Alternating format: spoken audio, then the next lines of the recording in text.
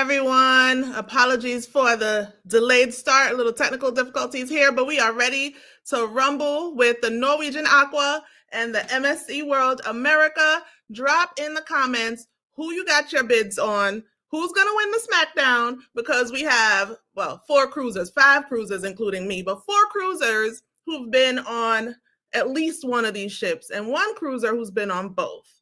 Oh, thank you, Carly. Thank you, girl. It's the after work look. But welcome in Allan Daniel. Welcome in Phil and D's Travel. Welcome in Carlene.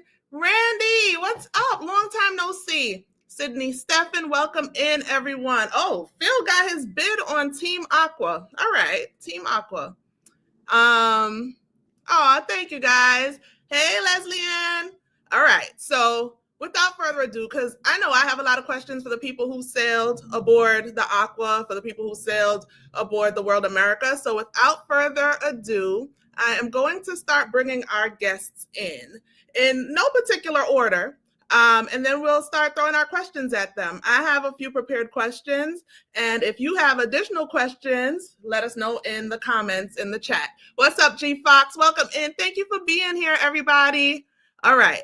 I am gonna start by letting in our first guest in the studio, adding her to the stage. What's up, Carlene? Hello. I hope everyone can hear me okay. How are you? I'm feeling the after work. I'm like, find the energy. Yeah, I know Carlene is usually running in from work around probably the same time I am, because she usually goes live at 7 p.m. on Mondays. And I know she's usually, she understands the rush. And hopefully everybody in the chat understands too and got home safely and is ready for the chat. All right, so we have Carlene here. And once everyone comes in, then I'll go around and, introduce to those who may not know these folks, but I don't know where you've been if you don't know these people. I'm so messy. Next up is Kiki. Hey, what's up? Throwing a little Team Aqua in the building today. What's going on, people? Oh, Team MSC for Sydney Stephan. That's right. So we got a little balance. So far, we only have two votes that I see. I'm gonna go through the chat in a minute, but let us get to the stage. Raquel from MH Family Adventures. Hello. How are you doing? Good. How are you, Raquel? I'm good. I'm good. Here with David Ruffin. He had to join me. I thought I saw a little bit of David Ruffin. He can't help himself. Hey, Carlene. Hey, Kiki. Joining us. Hi. All right, we have one more person coming to the stage. Raquel is Switzerland. One more person, Leslie Ann. Hi, oh yeah, you did that. Hi. Can you guys hear me? Yes. You hear me? Okay, perfect. Hi, Raquel. Yep. Hi, Kiki. Hi, Hello. Colleen. Hi, Peta. All right, so Thank we you for have inviting a me. team. We have a Team MSC with Carlene. We have a Team Aqua with Kiki. I don't know. They're throwing in the ships that they've been on, but we're gonna get into the details. I don't know what team. Raquel is Switzerland, according to Carlene in the chat, but Raquel, we'll let you tell us if you have a team yet. And I definitely don't know what team Leanne Travel is on, because she actually cruised on both ships. So you guys want to let us know, or you want to? I'm MSC all the way. MSC all the way. MSC all the way. And we're going to get into a little bit of Raquel's story if she's willing to share, because I think I knew that, but we'll get in and see how much she'll share with everyone. And Leslie Ann, do you have a Team Aqua or Team MSC? Well, as you know, I was on both ships, so I have both MSC and Aqua. But right now, I'm going to say Team MSC. Wow. Okay. So we got to get into the chat. Hi, Catherine Koo. Welcome in. Sydney Stephan, welcome. All right. So I'm going to start with the first question. And as we're going through the questions and listening to the responses, I'll pull up some of these comments so we can see who all is in the building. All right. So to start off, everyone knows the MSC World America and NCL, Norwegian Aqua, both debuted this year, 2025. Both about a month ago. Yeah, April 2025. Yep. And so these lovely ladies have been on at least one of the ships. And we are going to ask about the boarding process because that's where we always start, right?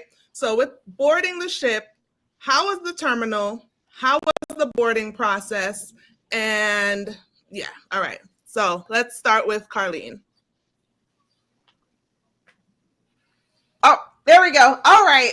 So to be fair, it was, the inaugural sailing for MSC World America. So for the most part, it was pretty smooth with the Terminal AA, the new terminal. I had a little bit of a glitch because that was my first Diamond cruise, and the terminal folks were, sorting out who has what perks and how the perks actually work. But it was pretty smooth sailing. I didn't hit any bumps until we got up the gangway and then onto the ship. There was a bit of a backlog because people are going to be tempted to get on that first elevator bay versus walking through. It's not very intuitive to keep walking into the main atrium area. People want to stop right there. So I would say the only glitch is there was a traffic jam on the inaugural sailing to get onto the gangway. So I'm not sure if it's been fixed in subsequent sailing. So I would give it had a score like, I would say a 8 out of 10, taking small points from staff awareness as well as the backlog of the gangway. Okay, so that is Carlene for Team MSC. And after we go through this question, I realized I told you guys Leslie Ann was on both ships. We didn't really talk about which ships all these ladies went on. And so after this round of questions, we'll get into that a little bit. And since we're on Team MSC right now, I am going to jump to Raquel, who I know also sailed aboard the MSC World America. And Raquel, you can, at least in answering this, you can start off by saying how you came about that cruise, because we have a celebrity in the building. Actually, all these not at all. Me. Not at all. Go ahead, Raquel. Yes. So my embarkation day was probably a lot different because I was on the sailing before the inaugural, which was the media preview sailing. So I was invited on board by MSC. They're one of our partners. And so my experience may be a little bit different than the others, but embarkation was, it was smooth. It was quick and easy. There wasn't anyone on board. By the time I got on the ship, I was actually one of the first on because I like to, board early. The sailing was only at half capacity. There were quite a few people that were on board just for the day, but the actual sailing itself was at like half capacity. So it was, it was a breeze getting on, no issues. The terminal itself, for me, was very organized with the facial recognition, and the check-in was quick and easy, probably the quickest I've ever had.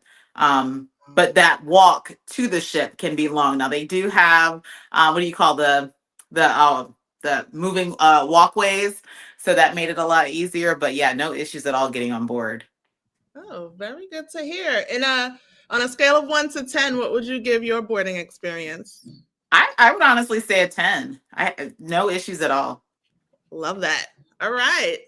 So we're going to go over to the person who was kind of Switzerland here, Leslie Ann, because you boarded both ships. And so let's start with your MSC World America boarding. How did that go? Okay, so the terminal was lovely. It's a new terminal, AA, and at first it was really, really smooth. I think I got there like about 1:30-ish. Can't remember exactly, but it was going smooth until they decided to call everyone to board. So at that point in time, it got really chaotic because versus using the numbers, they started to call everyone. So there was like this whole big jam session to get on the actual ship. So for that, they lost some points there, but it was not bad. It wasn't bad. If it wasn't for that, it would have been a smooth embarkation day. So you said you got there around 1:30. Do you remember like about how long it took before that happened when they started to call everyone? Getting into the terminal and doing everything, like checking in, that was really smooth. It was like about 10 minutes for me. Okay. But because of that, it actually took like about maybe half an hour or a little bit more because of the jam session. It got really, really crowded. Got it. People like anxious to get on the ship, So it got really, really crowded. I probably got there a little before. I just can't remember the time, to be honest. No, that's fine. Yeah. 12, yeah. That's fine. One of the things that I think I've started to do is to get there like closer to the afternoon too. So that's why I was curious, because back in the day I'd be wanting to be like at 10 o'clock boarding the ship. So just trying to figure out in this case what might be better. But Leslie Ann, you also, okay, you already said they lost some points, but where do they land on a scale of 1 to 10 for you? Yeah, I will give them an 8. I'll give it an Okay. 8 because it was pretty much smooth sailing until they called all the boarding passes. So I'll give it an 8. And the Norwegian Aqua, how was your boarding on that ship? And where did you board that from? Okay. Because we all know MSC was in Miami. I know the Aqua has kind of jumped around and made a few different moves. Where did you board the Aqua? So I boarded the Aqua in Miami as Okay. well. Mhm. And for me, for some reason, the facial recognition was not working. So I had to go to the side and see the agents to the side. But it was really smooth. It was like less than 3 minutes. They were able to verify me, and then I was on my way. Waiting, I sat there for like 10 minutes, and then Okay. it was smooth sailing onto the ship. So it practically took me about half an hour to get on the ship. Okay, so So about the for same amount of yeah, time. Okay. yeah, All right. So yeah, it what's the was number really, you really give smooth. them? What's the So number you give because it was Norwegian? smooth, I guess my facial recognition, I can't take points off for that. So I'll actually give them a 9 because it was smooth. It was really Okay. smooth for me. All right. That's interesting because I know you picked MSC, so I'm ready to hear all about this Yeah. kind of back-to-back or side-to-side experience. All right. So Kiki, I apologize for the delay, but we have now come around to Team Norwegian Aqua. How was your boarding day experience in terms of the process to get on the ship? Oh, I can't hear you. Wait, one Are you sec. back with me? Nope, It's that's kind my of fault. I'm here Oh, now. yeah. Can you hear me? Yeah, the process to get on Norwegian Aqua, we boarded in Miami. And first of all, no credit to Norwegian at all. This was the most bare I've ever seen the port of Miami. There were 2 ships total in port Did that I day, lose and you I'm there? used to seeing like 7 ships lined up there. So just the entire process from start to finish was really quick.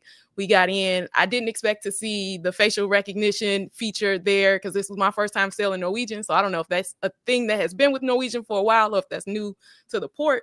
But I thought that worked really well for us.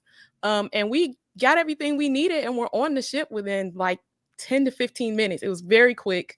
So no complaints there. I got to give them a 10 on the embarkation. I can't argue with that. And I like that they had some stuff in the terminal for us to look at. We had a little bit of scenery on the walk. They had some model ships and things like the oversized model ships for you to kind of explore while you walk through. I thought it was kind of cool. So nice. I'm going to give them that. Now, my overall score is going to be different, so be prepared. But my embarkation day score is a 10. Got it. 10 out of 10 for embarkation. Okay, for Aqua. All right. That's fair. Thank you, ladies. So my bad. Again, with the rushing in after work and just wanting to jump in and be respectful of everybody's time, we jumped right into questions. But I do see from the chat, there are a number of different people here, from all our channels combined. So thank you all for showing up and showing support and coming to hear all about these 2 new ships. But with that said, I want to give these lovely ladies a chance to introduce themselves.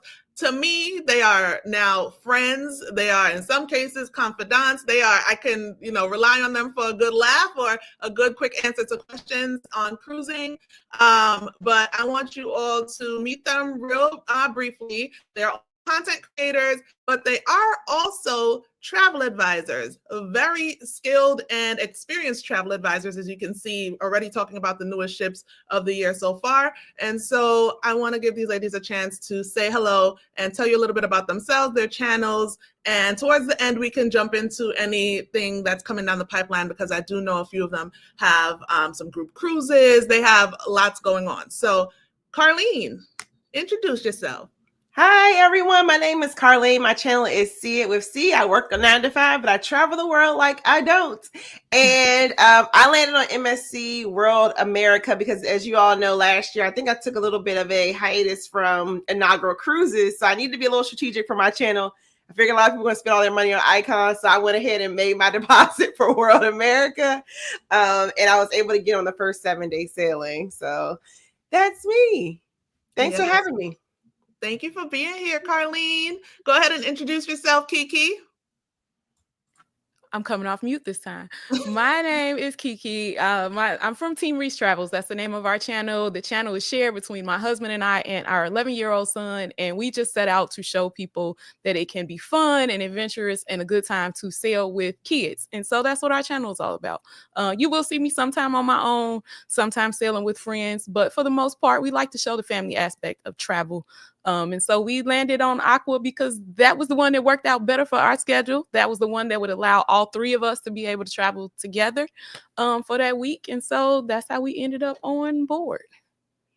Thank you for that. Thank you very much. And thank you for everyone here from See It With C, for everyone here from Team Reese Travels. As I'm going through the chat, I see names I hadn't seen before. Carlin Ramos, Mario, thank you guys for coming in. There are quite a few that I'm going through. So thank you all. And next up, we're going to have Leslie Ann introduce herself. So hi guys, my name is Leslie Ann, aka Leanne Travel. You know, I've been a travel advisor for a while, but my whole backstory was that I was actually selling cruises as a travel advisor, but I was 100%, or I would say 200% scared of cruising until I believe it was either 2017 or 18 when the Carnival Horizon came to New York City. So my best friend and I, we decided to go on a cruise. I walked in, it was playing my genre, soca. Oh, we having a nice time. And that was it for me. My genre, I loved it, enjoyed it. I didn't even know what to do on the ship, but I was hooked. I was like, what have I been scared of? Because, you know, being a travel advisor and not sailing or not cruising, I had no clue what I was doing because I made so many mistakes. But now I'm truly in it. I'm like hooked, totally hooked. So that's me, Leanne Travel. You are on a ship like every other week, like these two. So yeah, I see that. It seems like it. I'm really, really hooked. Next up, Raquel. Introduce yourself. Yes, I'm Raquel from MH Family Adventures. I always say we're a cruise vlogging family, but actually we're kind of shifting from a lot of family to a lot of solo because I'm a full-time content creator, cruiser, and travel agency owner. Just completed my 70th cruise since 2019.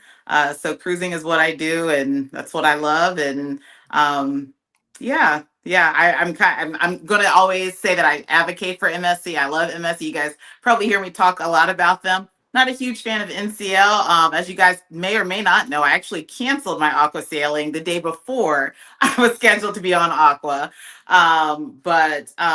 Yeah, just I'm a cruiser, love cruising, everything about cruising or travel in general. And I like to share our family adventures, my solo adventures on YouTube and social media. So I appreciate you inviting me on. Thank you. I appreciate you being here. As I said, all these ladies are celebrities to me, but with Raquel and her story, look, y'all need to go, if you're not already subscribed to MH Family Adventures on all platforms, YouTube, TikTok, Instagram, and she shares it. It's all there. But I mean, the way Raquel has grown, but it's not like she just swept in and grew like the wind blew in, but you could see her work and her time cruising is truly, yes, we all love cruising, but it's truly her job, her work that she shares with us. And so I appreciate you taking time out to join us today and to give us your expertise, your input. And because I ended on you, I'm going to start with you, Raquel, looking at my questions. The ship itself is the next category for the SmackDown. With the Norwegian Aqua, you chose to cancel. With the MSC World America, you chose to go forward with your cruise. Is there anything about the ship itself that made you make that decision before even stepping on board? As far as canceling Norwegian Aqua? Yeah. I'll be honest, Norwegian is probably my least favorite cruise line. It is my least favorite cruise line. And so honestly, when I booked it, I'm always thinking like business minded and okay, what do I need to do? What ships do I need to get on to get the content, to get the business? And so honestly, I booked Norwegian Aqua and I didn't want to book Norwegian Aqua. And then I kind of had this epiphany. I think I had such a great time on MSC World America that like I truly like I said, I was invited on board, so I didn't really have to pay for anything, but I would have paid to stay on the inaugural. And I was actually booked on the inaugural and I canceled that. That's a whole nother story. But once I got off that ship, first off, I was exhausted because I did a side by side. I got off MSC World America and went on Disney Dream with Joe Marie. And so I was completely exhausted. So I was like, I'm really not feeling it. But I was just kind of feeling like if it's something that I don't feel in my heart is, something I'm going to enjoy or like, forget getting the content, forget trying to get clients booked on it. It is what it is. And so I just have not overall, I've sailed Norwegian 2 or 3 times. It's just not my cup of tea. And so World America really, really set it off for me. And I was like, okay, if I'm going to do something, it's something that I like and I enjoy doing. And everything about MSC World America, the ship itself, was amazing. I was really curious to see the new design because I've been on 10 other MSC ships. So I was curious to see because I heard how people were saying it kind of mimicked some of the Oasis class ships for Royal Caribbean. And so I was curious to see kind of what, how it compared. And honestly, there wasn't an area of the ship that I personally didn't like or didn't care for. Got it. Okay. So with that said, how was it navigating the ship? How were the elevators? Because I know that's a big thing, especially with the types of elevators that MSC has. I think they're called smart elevators. I'm not 100% sure. And well, we'll do that first, and then we'll get to your room separately. How was that? I felt like it because there were some similarities to this ship with like MSC Seascape, Seashore, some of the other ships. There were a lot of similarities in the layout. It was more so like the World Promenade, World Galleria area that was a little bit different. So for me, it was easy to navigate. I love how they have like at each elevator bank, they had that directory so you kind of know where you're going. So really, it wasn't any issue as far as knowing where to go. I love that the World Galleria was 3 stories. So pretty much if you're on one deck and you realize, oh, the steakhouse is here, you just walk down, the stairs. Everything was kind of right there in the World Galleria, World Promenade area. So for me, the ship, the design of the ship, the way it's laid out, I think even for a new cruiser, you can easily get around because they have several directories. The app is useful. So no issues getting around the ship. Gotcha. Okay. That sounds promising because, I love my MSC too. So looking forward to getting on that World America. And I love a nice ship that looks good and is easy to navigate. We're going to jump though, even though we're going to get to your room. For the flow of this, I kind of want to juxtapose these ships. So we're going to jump to Kiki and find out how the Norwegian Aqua aesthetic and navigating was for you, even though I already know this answer. I would say navigating the ship I thought was good.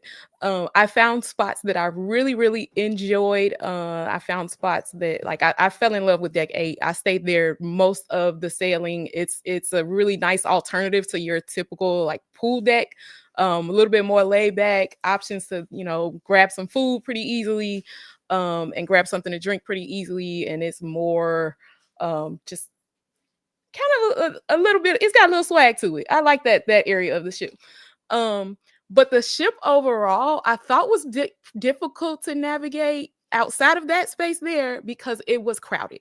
And I've been on other ships before. I know the ships are crowded. I know the Caribbean sailings are crowded. I know that when you get into summer and spring break and all of those things can impact it. But this felt more crowded than I have felt on a ship maybe ever. Definitely since pre-COVID. But that made it a little bit difficult to navigate for me. When you think about trying to access food at high traffic times a day was hard. Trying to get a pool chair or a deck chair and things like that got to be a little bit difficult. Even just moving through certain, I thought the configuration was a little weird sometimes. Like you'd have to walk through the buffet to get to the pool deck if you wanted to get there. That kind of stuff I just thought was a little bit weird in the way that they designed the ship. Gotcha. And I heard they made improvements from the previous ship. So I was like, well, okay, if you say so. Yeah, overall, I thought that was a little difficult, but if I could stay in my little bubble world of deck 8 of Ocean Boulevard, then I was fine. Gotcha. Okay. And that's interesting because you've been on the largest ship in the world, Icon, and this was harder to navigate on the Norwegian Aqua. Okay. Never once felt crowded on Icon. And that's why I think it was more of an issue of like crowd control versus too many people or like that kind of thing. I think there's probably some things they could have did different to impact that. All right. So with that, I want to hop over to Leslie Ann, who was also on the Aqua. If you could give us like a quick summary of your experience navigating, whether it was like Kiki's or not, and then from the Aqua to MSC, how you would compare. Yeah, definitely. I 100% agree with Kiki. The navigation of the ship was really weird. And if they said they made improvements, they did not, because I went on the Prima, and that was my, I hated the Prima for that because of the navigation of the ship, especially the fact that what Kiki said, in order to get to the Lido deck, you have to go through the buffet. So see you standing there trying to get your omelet. There's a line. And then the worst part about it, they say, there's a sign. You have to have clothes on. You have to have a cover up on. And see someone going to the pool and they don't want to cover up, but they can't get to the pool because they have to go through the buffet, and they're not allowed to go through the buffet unless they have a cover up on and they have shoes on. So, it's no fault of the guest. So they need to really change that design. That's what I hated most about the Aqua. Hate is a strong word, but that's what my pet peeve was about the ship. So pro tip for whoever is going on the Aqua, if you're going to the Lido, do not take the aft elevators, take the forward elevators. That way you're going to come up forward and it's going to lead you straight to the Lido. But if you come up in the aft, you have to go through the buffet. And then they put the ice cream machine near the entrance of the buffet. So when you coming out of the buffet, trying to get in the buffet from the Lido, here's the line for the ice cream. So it's like a whole congestion right in that area. Deck 8, I love Deck 8. That was beautiful. I agree with Kiki 100% with that. But the flow, even navigating the ship itself on the inside, to me was really difficult. There was no flow. There was no flow. And compare that to MSC World America. Oh wow, loved it. Loved. The first thing when I boarded MSC and I got to the elevators, the first thing I saw was the destination elevators, the handicap accessible button. I literally did a short on that because on most of the ships that have, I haven't sailed many MSC or different, I have sailed a lot of ships, but I don't know if any of them have the handicap accessible button, because to me, I've always said that. Every time I saw the destination elevators, I always say they should have a handicap accessible. So that wowed me. That was the first thing that wowed me when I got on the ship. So, and I literally did a video about it on my YouTube channel. Then I also love the aft elevator. Is it the World Promenade? The World Promenade? They have that nice glass elevator. I think it stops on like 3 or 4 floors. So if you all the way in the promenade, you don't have to go inside the ship to get to other decks. You could just use that glass elevator. You get a nice view. Really nice. Although I'm scared of heights. My leg was shaking, but I was able to, get to the other decks from there. So in terms of flow, the MSC, it was much better. I really enjoyed that ship flowing from floor to floor. No problems at all. Well, to me, that's pretty clear why we see Rich and Jazz in the chat is saying they're also Team MSC. Welcome in a Rich and Jazzy life. I have to say, I give Rich and Jazzy life a lot of credit for me even connecting with these ladies because, you know, a lot of us are melanin at sea folks. And yeah, you know, if you know, you know. And if you don't, check them out and you'll find out. But thank you for sharing that, Leslie Ann. I am going to get your ratings on the overall navigation, but I want to hear from Carlene about her MSC experience navigating the ship, elevators, things like that. Sure, but first, some guy named Allan, I don't know if you know him or not, he is saying that the host has not introduced herself or her channel. And I've heard she has a little bit of experience in MRC herself, so you might want to do that. So Allan, we don't have to ban Allan from the chat. Let me tell you guys, the chat right now is crazy because of all 5 channels being combined. So yeah, I haven't even gotten to Allan, but thank you for that, Carlene. Thank you, Allan. Okay, for those of you who I have not yet interacted with or met, thank you for being here. My name is Peta-Gaye and friends call me Peta. And our channel is My Cruising Family. So we are hosting this SmackDown. And, you know, I welcome you all. I love to cruise. I don't know what number cruise I'm on. I know it's 20 something. I wish it could be more. But, you know, I'm here and trekking along. MSC World America was something that I had booked to sail on the inaugural. So I would have been with Carlene and Leslie Ann. And at that point, Raquel, because I believe she was also still considering going, but plans switched up and, you know, I'm still booked. Thankful Raquel flagged this for me because as I said, they're also confidants in a lot of ways. She flagged MSC, when you book an MSC cruise, fun fact, under a Fantastica booking, which with MSC you can book Bella, Fantastica, Aurea, or Yacht Club. And if you book Fantastica, it does allow you to make one courtesy switch of your cruise even after final payment. And so that's what I did. I was able to switch my MSC World America cruise because of circumstances. I was not able to do the inaugural, even though I was paid in full, I had no penalties. And so we will be sailing this summer. And so I was really interested in all these ladies' content, including Kiki, though she did not get on World America because we are also booked on the Norwegian Aqua. So we will be experiencing these ships for ourselves this year. But, you know, before that, you are an MSC World Class Ship OG because you were one of the few channels that has MSC World Europa content. So at some point in this chat, I would love, you know, because I know you've been dialed into all the content. I would love for you to talk about like the differences between, because that's what everybody was asking about, like what's the difference between Europa, what's the difference between World America, and I know you've been studying the ships. So. Yeah, Carlene, yes. See, welcome to Carlene, my co-host of the evening. But no, she's right. I haven't even been telling her anything about it, but I have been studying the vlogs. There are a lot of similarities and a lot of differences. But yes, MSC World Europa, my family and I did sail on that pre-inaugural from Dubai. And it was great. I loved it. And so immediately knew I did want to book World America when it came out. So a little disappointed that plans changed, but I'm excited because I still have that cruise to look forward to. But yeah, and Norwegian Aqua, it's been a while since I've done a newer Norwegian ship, but we just did the Norwegian Pearl. So those vlogs are rolling out before and after this from the Maxwell cruise earlier this year. So hopefully if you guys haven't been watching those, you'll tune into that. But thank you, Carlene, and thank you, Allan. Thank you, everyone, for being here.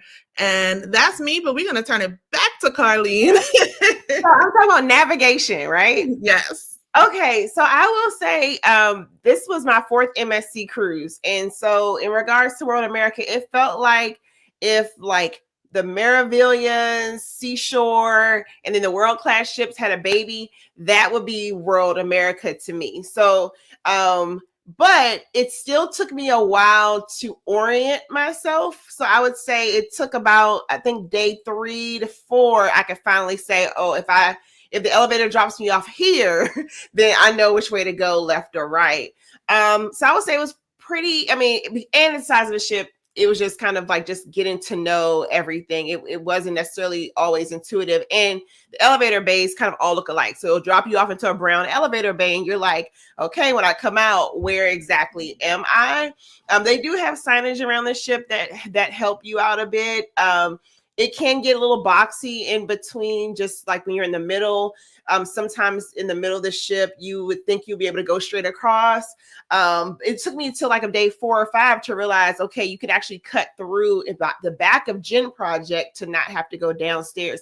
The signage isn't really intuitive to say, just keep walking and you'll be on the other side of, that lounge space. Leslie Ann hit a little bit about accessibility, which is important because I know MH Family Ventures frequently talks about accessibility, which is a very important topic.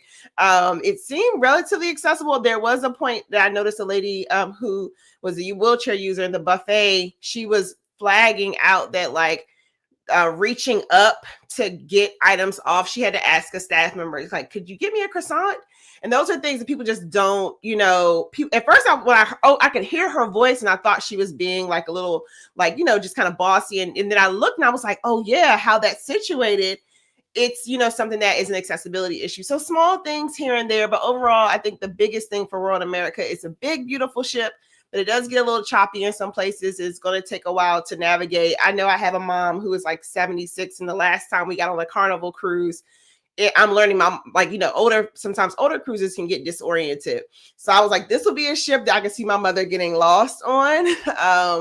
But after about day 4-ish, you can kind of start picking up things. But sometimes now, whenever I cruise, I have that in the back of my mind of like, okay, my mom got lost on Carnival Legend. Like, what would she be like on this ship? Which helps me get perspectives for like my older clients. So just something to be mindful of like the ship doesn't always flow all the way through or down and up. And then there are some slight accessibility features that you should be aware of.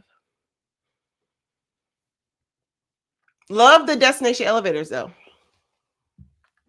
Oh, I had a little glitch. All right. That's good information. Thank you for that, Carlene. Destination elevators have been hit or miss for some people, but I'm happy to hear that it's a hit on this one. And the accessibility features, a lot of us don't think about that. So that's good. Thank you. I actually had looped in like having you guys talk about your rooms, but because I know your content, and Leslie Ann, I don't know if I saw anything from you yet, but if I didn't, this is your tap to go ahead and do it, girl. Because I know you all have room tours up on your channels or, and your social media platforms. I'm going to skip over the in-depth part of the room, but I do want you guys to rate the ship on a scale of 1 to 10 and your room on a scale of 1 to 10. So we'll start with you, Carlene, in terms of your ship rating. Ooh, okay. So if I ever say I want to sail a ship, it means I really liked it. And y'all, and I'm a bit of a perfectionist, so I don't like giving out 10s too often, but I might have to give her. Oh wow! For the size of ship and the value, I only paid initially $1,000 for a 7-day cruise and an interior. I upgraded myself to a balcony for $1,500. So $1,500 for a 7-day cruise on the balcony. Where are you gonna find that? That's huge. Yeah. Nowhere. So I'm gonna go ahead and I'm gonna be a little generous today. I could be nitpicky if I wanted to be. But I also think like with the inaugural things, I think I'm gonna go ahead and give her a 10. In regards to my cabin, initially I just wanted to be on the ship, so I booked the interior. And then as I got closer to sail day, I realized I had been selling a lot of interiors, and I'm like, you know what? 7 days, you'll need some sun. So I was like, let me pick a unique cabin because that was my first time experiencing an MSC ship that had the promenade. Is that what it's called? The promenade feature with the split in the back. I wanted to experience that, so I purposely upgraded to that type of room. I will say, and I left something I left in my comment card. I enjoyed being able to open my door and feel like I was still a part of everything, but I don't recommend that cabin for like light sleepers or people who have children who are going to be on certain sleep schedules because one evening, I'm not sure if it was by accident, they like left the soundtrack playing all night.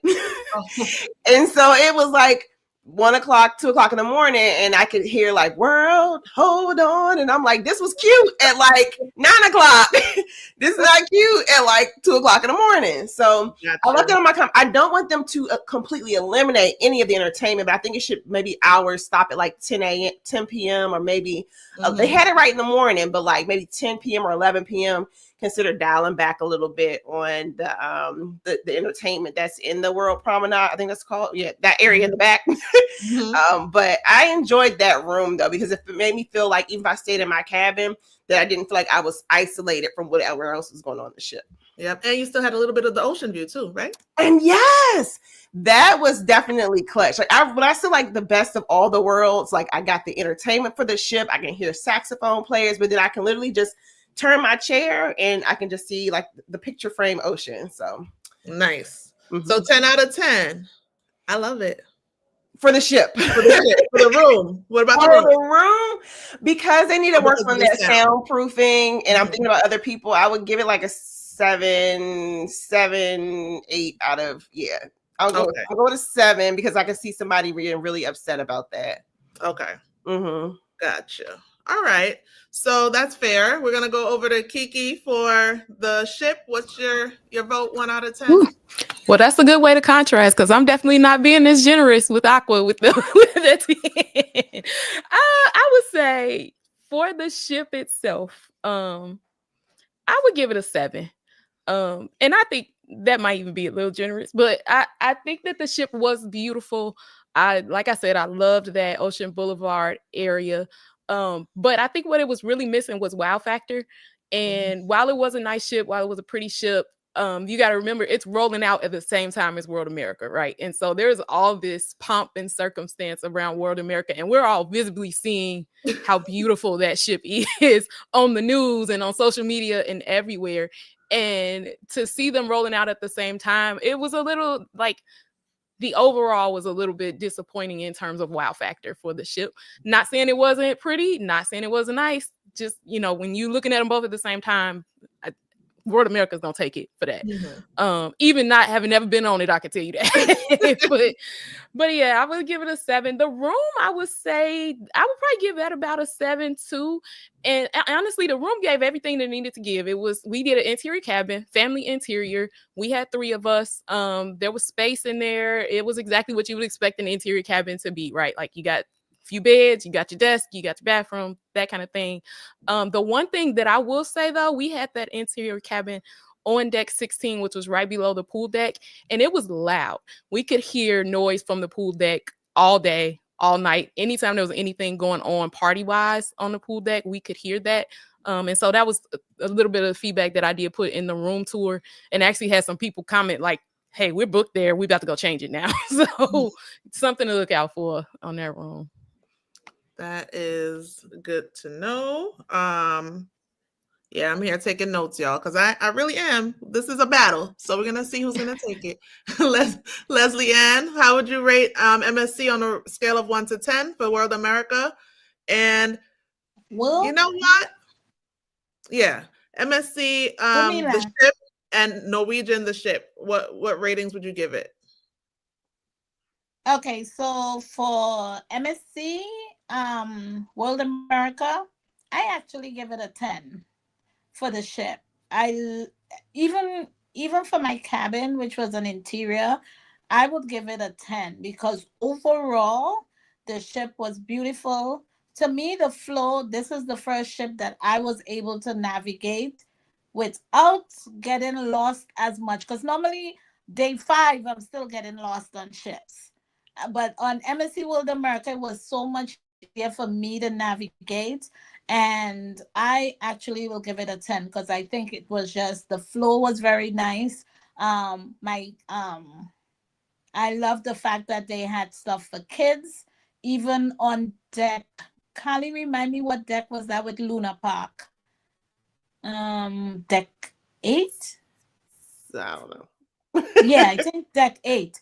Where there's 3 decks. So the lowest one had a Luna Park. So if you had kids and you don't want to go all the way up to the kids area, you could have them play the arcade games right there, whilst you could be shopping, So they kind of thought of everything. With World America, they took the best of celebrity, they took the best of Royal Caribbean, they took the best of whatever they had with MSC, because I've only sailed on Meraviglia. That's my only MSC. So this was my second one.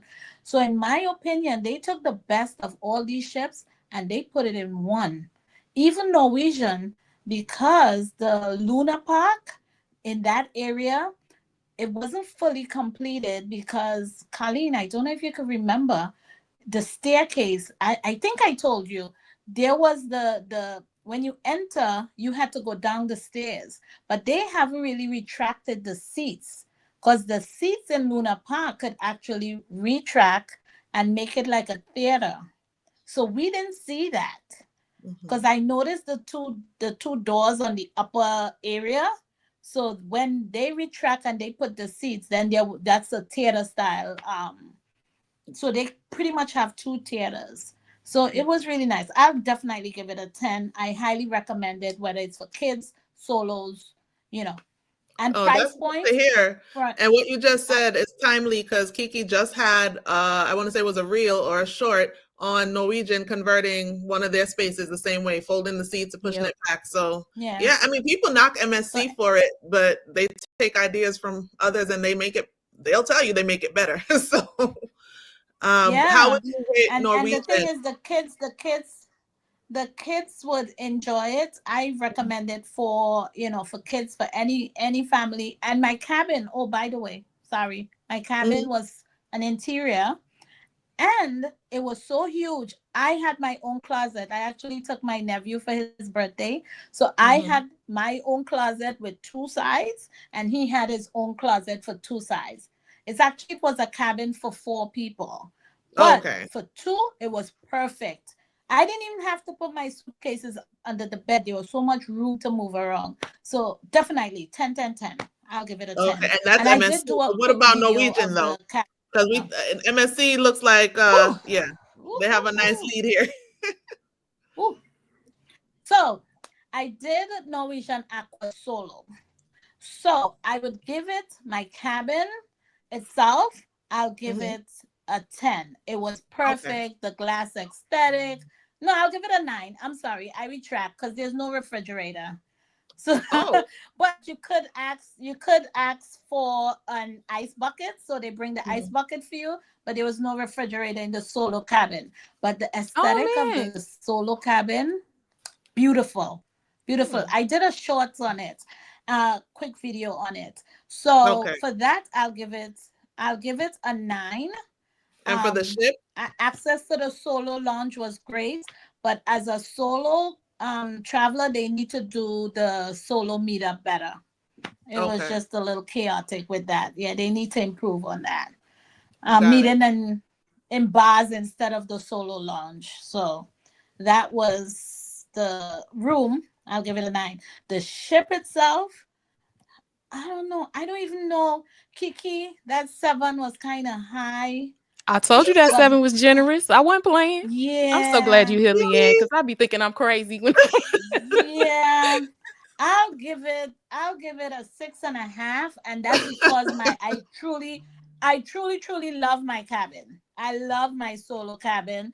I'll give it a 6.5, because to me, navigating the ship, it was horrible for me. It could be good for others, but for me, I did not like the navigation, because even when I wanted to go to the Aqua coaster, I was going loops and bounds. Kiki, I don't know if you were able to get there, because you had to go to deck 18, and then the elevator doesn't go to 19, and then you have to take a staircase.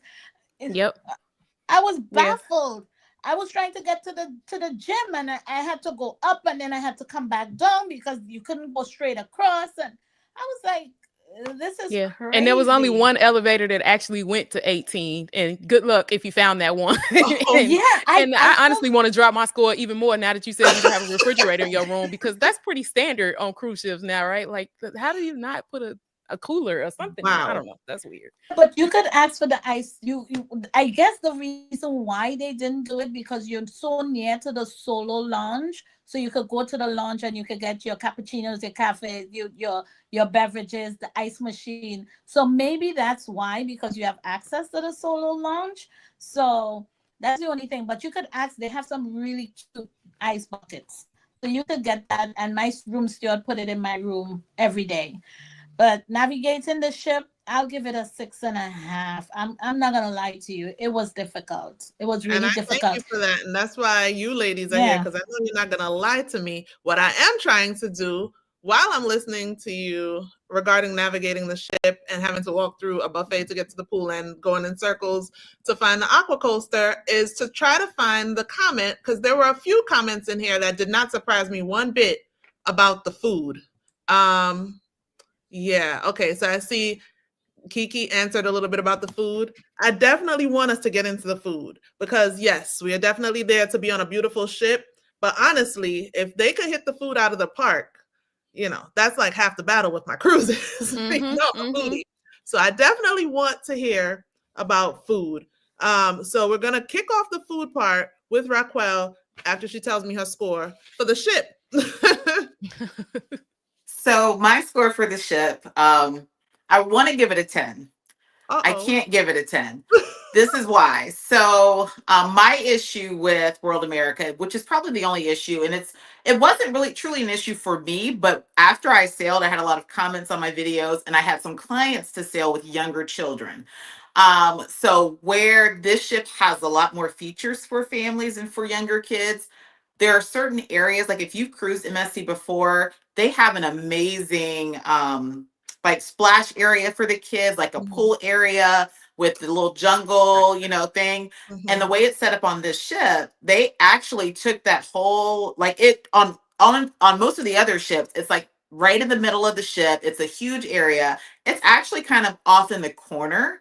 And it's a really, really small, just splash area, one little small slide. I'm talking for like your 6 and under kids. And so I've had some clients recently to sail, and they're like, my kid can't get on the water slide. They can't get on this because they're not tall enough. They don't, So for me, because I know like those areas like Joe Marie has loved, and a lot of other kids love those areas, they took those away, or that pool area away on World America, made it a lot smaller, and it's kind of tucked off in the corner. You really don't even know it's there unless you're going down one of the water slides. It's just, and I don't even know if I captured it fully in my vlog because I didn't realize it was there. So for that reason, that I would give it a 9. I feel like there's a lot of activities, a lot of things on the ship, but for those younger children, they may not be able to do the bumper cars or the skating, things like that. So kids maybe 8 and older, I think they're going to have a blast. They're going to have fun. But I think from a family perspective, family channel, I would say 9 out of 10 for that reason only. But other than that, no other issues with the ship itself. Now, the cabin, I would say, it's your typical MSC cabin. I don't think I've ever really rated MSC's cabins 10 out of 10. I do appreciate the fact that there's a glass door. Most of their ships have the glass doors, or the ones that I've sailed on have the glass doors. And I just felt like the balconies on the ship were a little bit smaller than the other ships. So the balcony was smaller, and I found the bed to be extra firm. But I think that's consistent with MSC. So for that reason, I would say probably a 9 out of 10 for the cabin. But no major issues at all.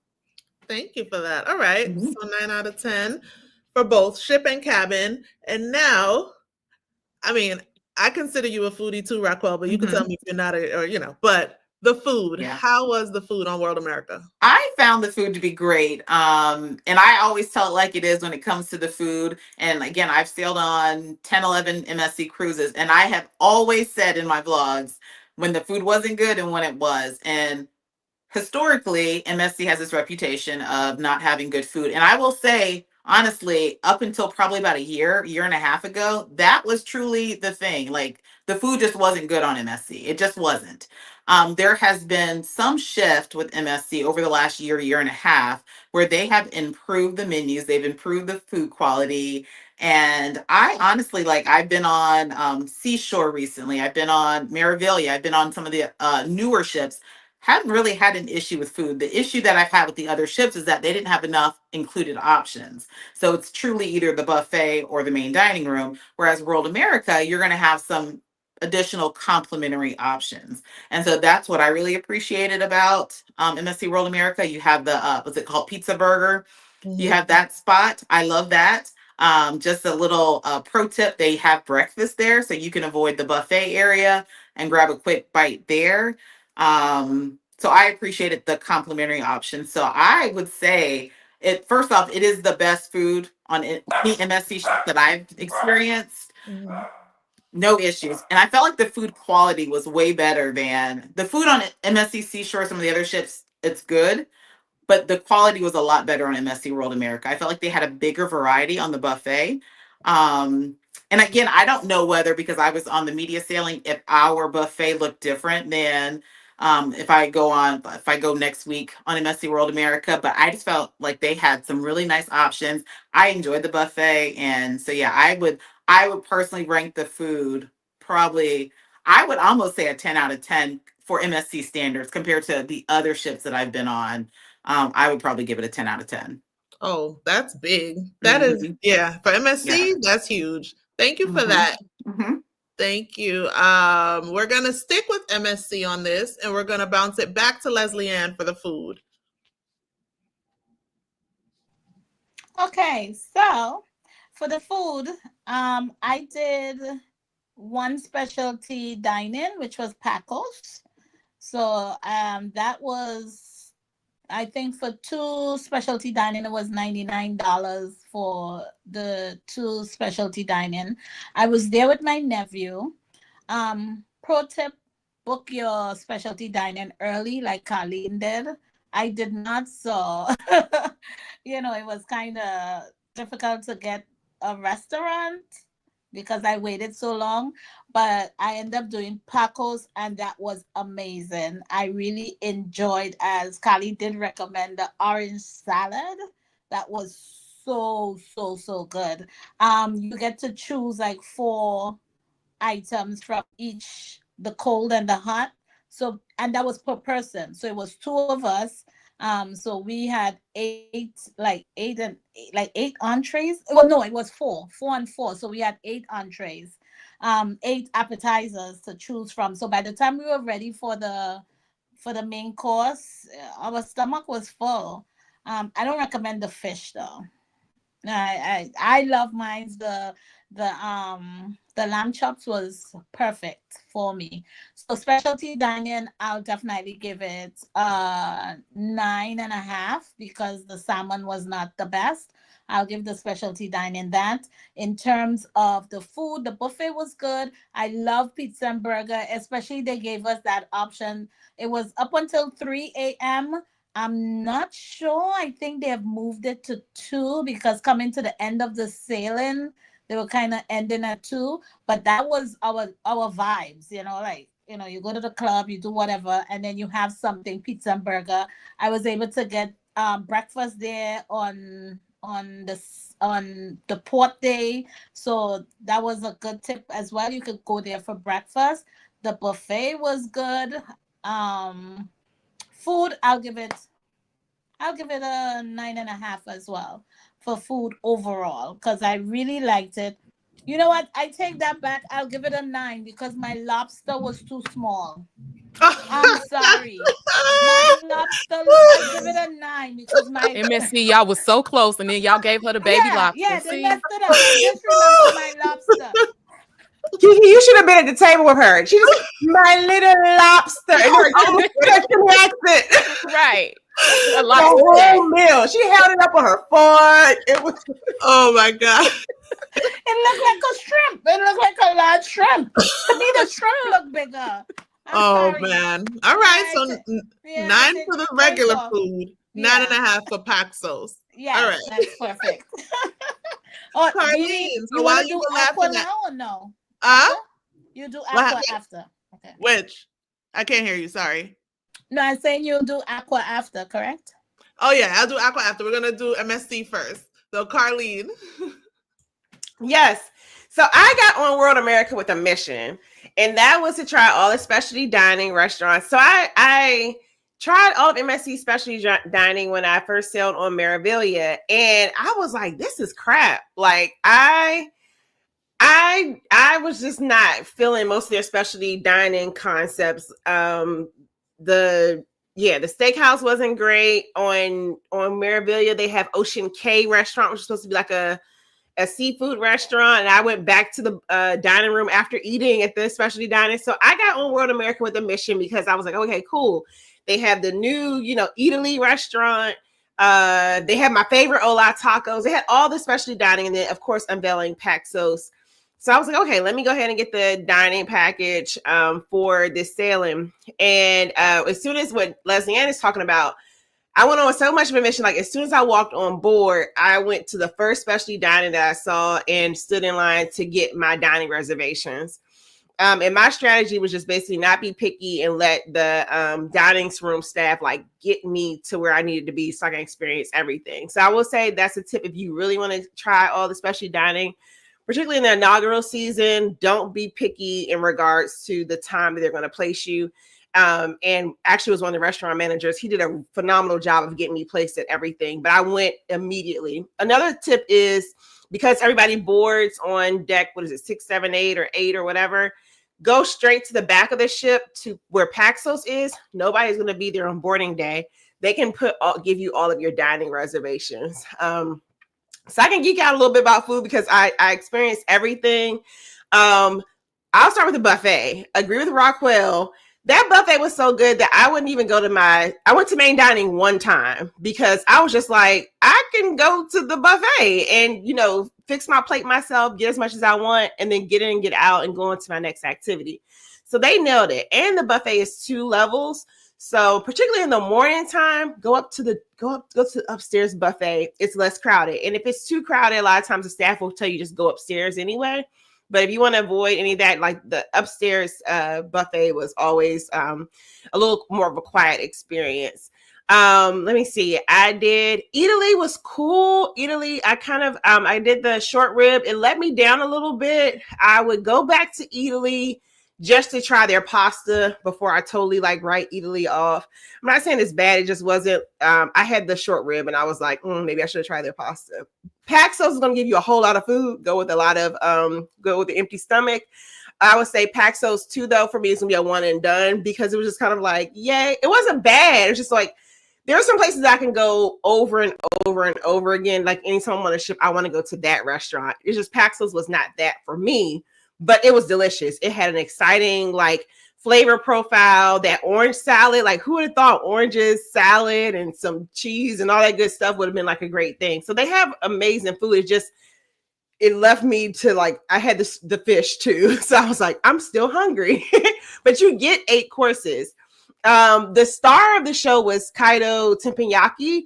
That dang on chef, he seasoned the whole grill. So that was a really solid meal. I think I noticed too, though, that MSC has cut back on some of their portion sizes in specialty dining, though. So that should just be something to be mindful of. Hola Tacos is going to be consistent. It has been consistent. They just made me mad because my hack for MSC was I will always go to Hola Tacos for boarding day lunch. It's not open until 6 o'clock. And I get probably why they want people to keep flowing versus stopping because how World America flows. So other ships is usually open on sail away day. It wasn't. But Hola Tacos is still that girl on World America. Really good experience. Great tacos, great drinks. It looks like too that Hola Tacos might have a kiosk. That's going to be something I want to watch out for upcoming vlogs. They have a window set up. It wasn't fully functional, but I think they're going to have a quick eats window at Hola Tacos. So all of you all who are getting on for the rest of the year, look out for that. And yeah, it was all the stuff was so great. And then Pizza Burger, 2 o'clock in the morning while you're out partying. Go. And at first I was like, I'm going to hate this spot because I'm tired of pizza. Well, Pizza Burger has a great rotation. There's wings, there's fruit salad, there's nachos, there's ice cream, there's a beer machine. So don't underestimate Pizza Burger for either getting back on for port day. That was another hack. Just go to Pizza Burger after a long day at port. It'll be something ready for you. No one's there. And then those late night hours when you're trying to, soak up the day, stop at Pizza Burger. So If I had to rate everything, I'm going to take them up 1 point down just because for like the main dining room, I think it still has a lot of the MSC staples. It was also inaugural, so it was a little slow. While they rolled out some exciting concepts in regards to some of the new eateries, I still think they pumped them up more than they like might have tasted. But I appreciate them for trying. It was really great. So I'm gonna give the food experience a 9 because because it's food around every corner. So you can literally be on any floor. You say I'm hungry. You don't have to hike up to the buffet. It's literally food within arm's reach on World America. So 9. Oh, I love that. I love that. You just spoke directly to my foodie heart. Love it. Thank you, Carlene. So we are going to quickly go to Kiki for Norwegian Aqua and the food experience, and then we'll bounce it back to Leslie Ann for Norwegian Aqua and the food experience. Yes. So if there was one thing that saved this ship for me, it was the food. I thought the food was excellent. So the standouts for me, I really liked the Indulge Food Hall. The food there was very good, but not even just the food, just the concept of it, because you can go and sit at Indulge. There's multiple different food styles that you can order from, or kind of food locations. If you sit in a general area at Indulge Food Hall, you get to order from any one of those locations, literally a push of a button, and somebody is showing up at your table within minutes with a plate of hot food. I loved that. I love that I got to try a variety of different things. Now, if you go to a certain location, like if you just pick one of those locations and sit at the actual food bar there, you have to order from that specific spot. So if you want the variety, make sure you sit at one of those like tables that's within the dining area or the outside lounge area that's right outside of Indulge Hall. That was by far, my favorite free food option or included food option on board. And they have breakfast there too. I don't think a lot of people knew that, but they have breakfast, lunch, and dinner times at Indulge Food Hall. I thought the buffet food was very good too. The only thing that stood out as being bad was some weird Parmesan chicken that we just don't count that as somebody messed up that day, because everything else was good. I did think it was a little odd that I feel like most of the time on ships you can get pizza any time of day, late into the evening. It's not like that on Norwegian. Pizza's only available when the buffet is open. So that buffet is closing at a certain time of the day and then reopening again for dinner. In between, there's no pizza. Late night, there's no pizza. When you get into specialty dining, I thought that for a ship of this size, there were a lot of specialty dining restaurants on board. And the ones that we tried were Cagney's and Sugotai, which Sugotai is the new Thai spot that is only on Norwegian Aqua right now. It will be on Luna when it comes out. I thought that was really, really good. Phenomenal food. It is real Thai spice. Like, you don't play with it. If you're not here for the spice, it's not just a little bit of a touch of heat. It is packing real heat in those dishes. So, but the food was amazing. I thought Cagney's food was amazing as well. The service was well. And if you have a child that's under 12 years old, your child can eat off that specialty dining, or not the specialty dining, off the kids menu for free. It is specific to the kids menu though. They can't go and get steak and lobster and stuff like that. But a free meal is a free meal. If you got a kid that like chicken nuggets and burgers and things like that, it's kind of nice to be able to have them come with you to a specialty dining spot and get to enjoy without having to pay the price of a specialty dining restaurant. So I enjoyed the food. I think overall I have to give it like a 9.5. I thought the food was just great.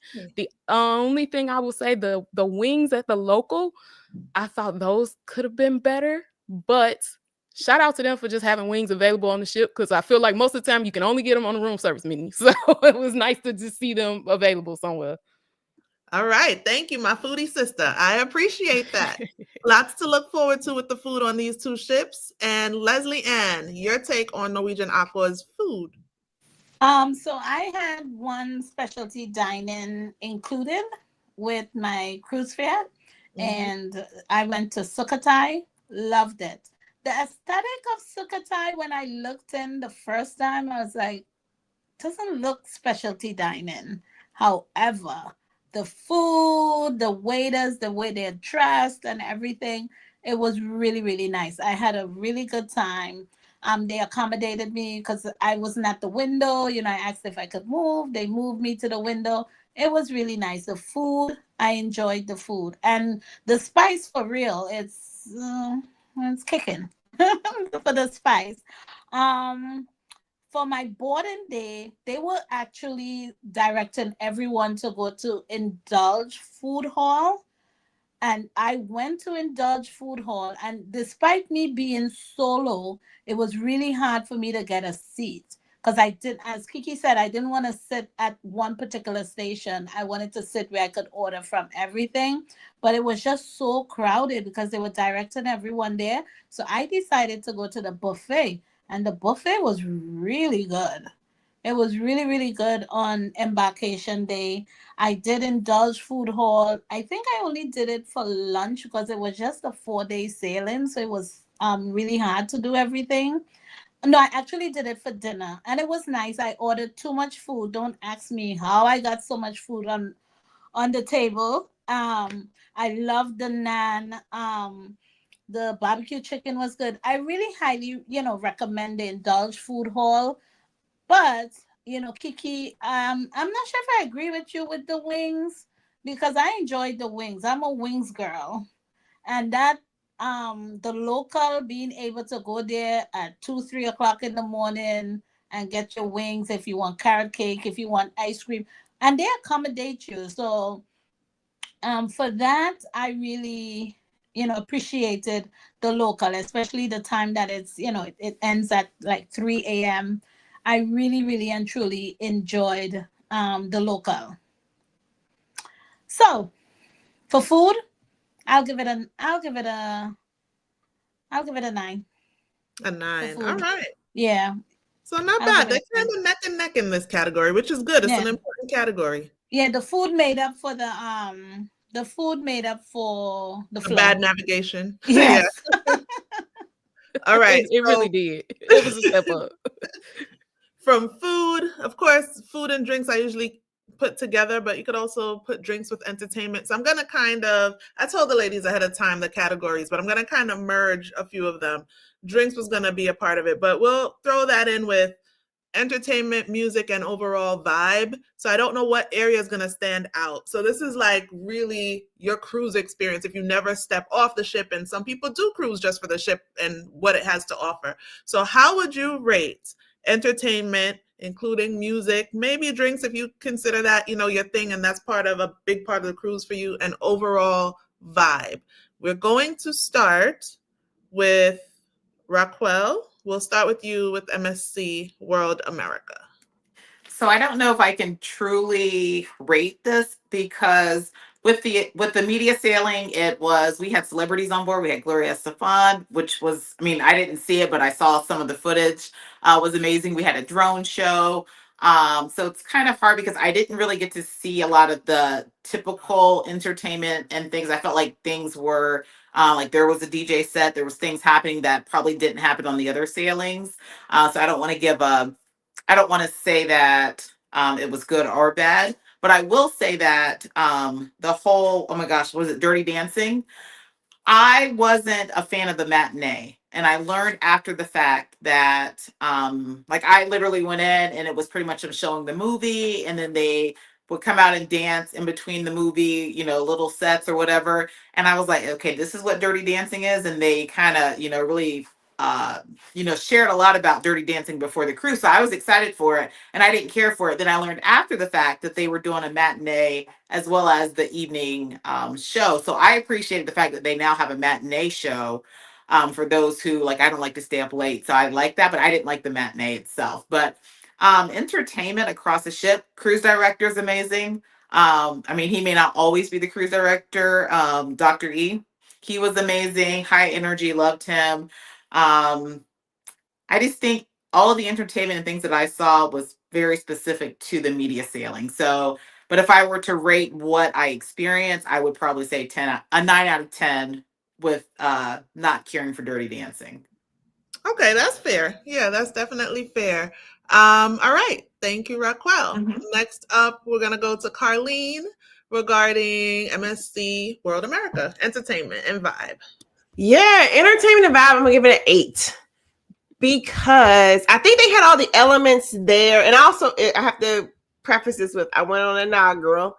So I think that they threw all the elements there, but they have to work on the flow.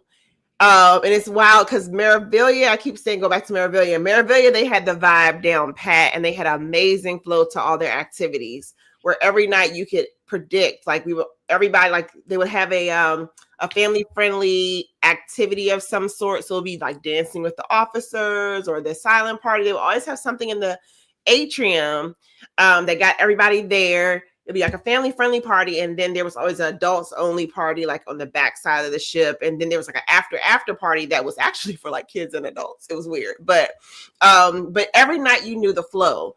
With World America, because there were so many activities, so there would be dirty dancing going on, then there'll be a party in Luna Park, then they would open up another party in the Panorama Room. And on a 7-night cruise, it's not a party cruise. So what happens is they were splitting the population a little too much, so that those who were reveling, interested in partying, were just split across the ship in too many different ways.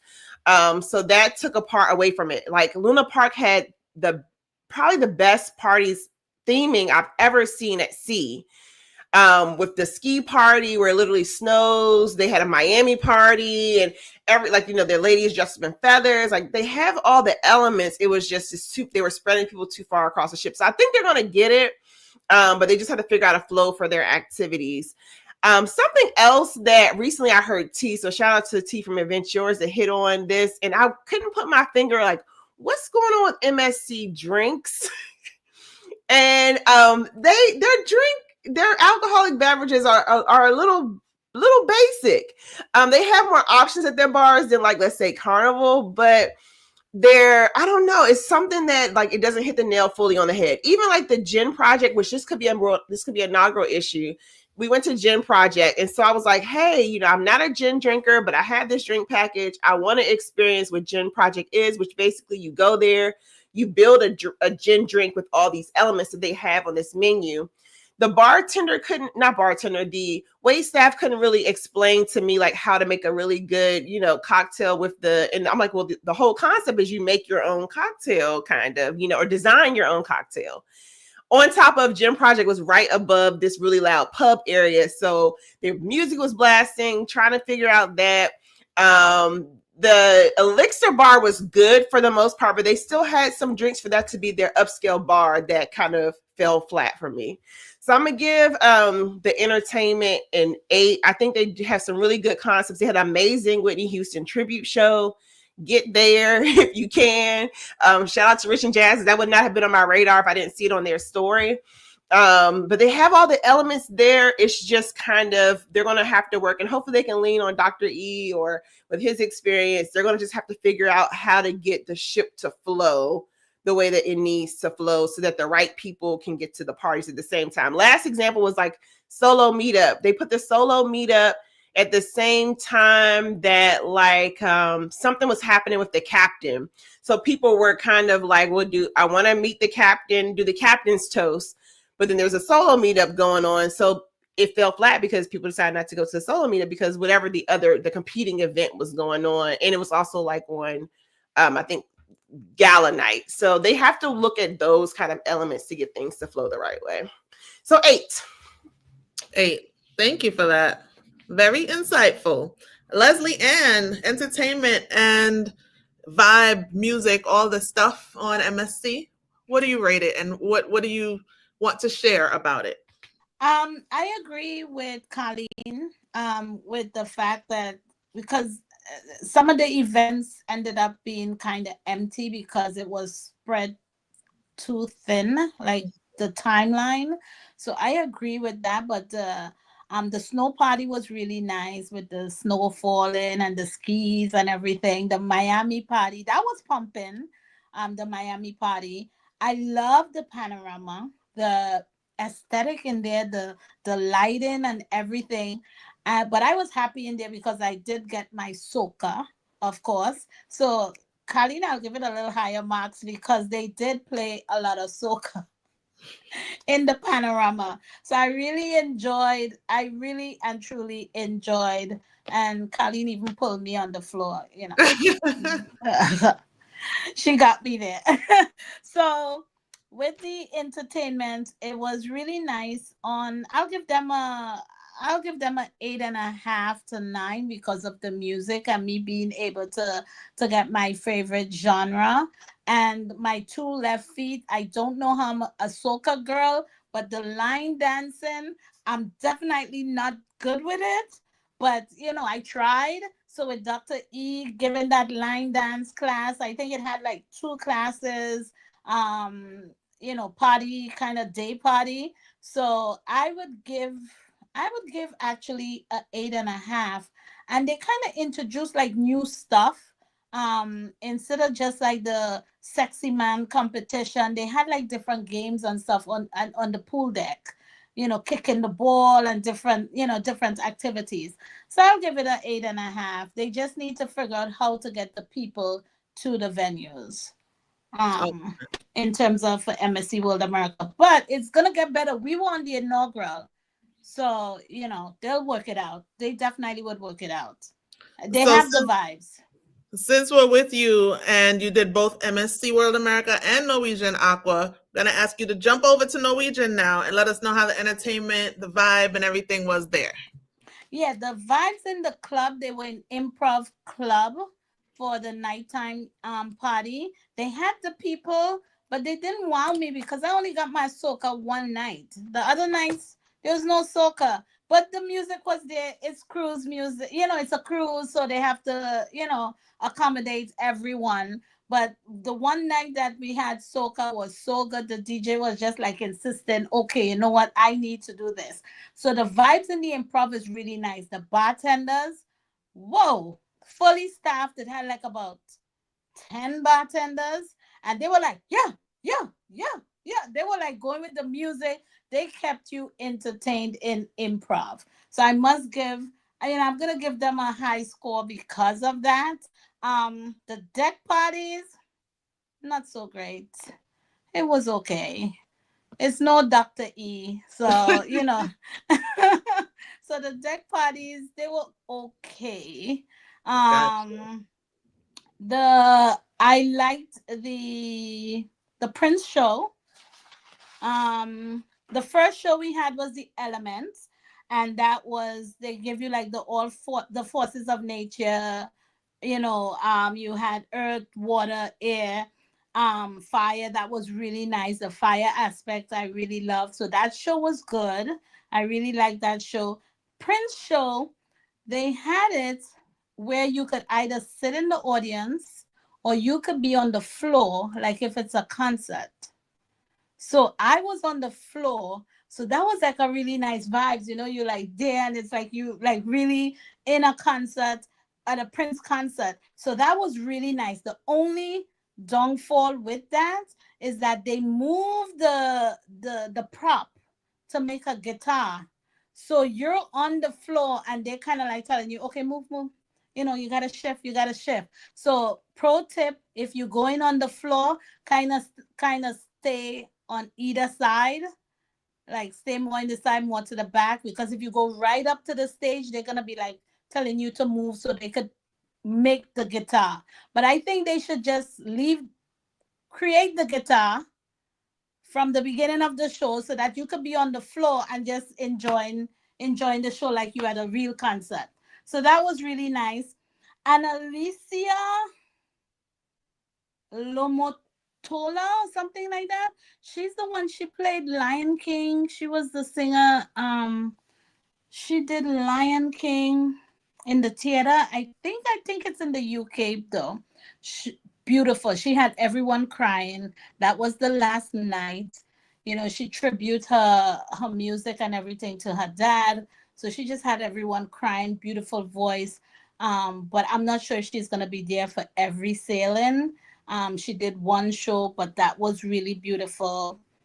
Casino was nice. I didn't really play, but they took the whole floor, the lower deck.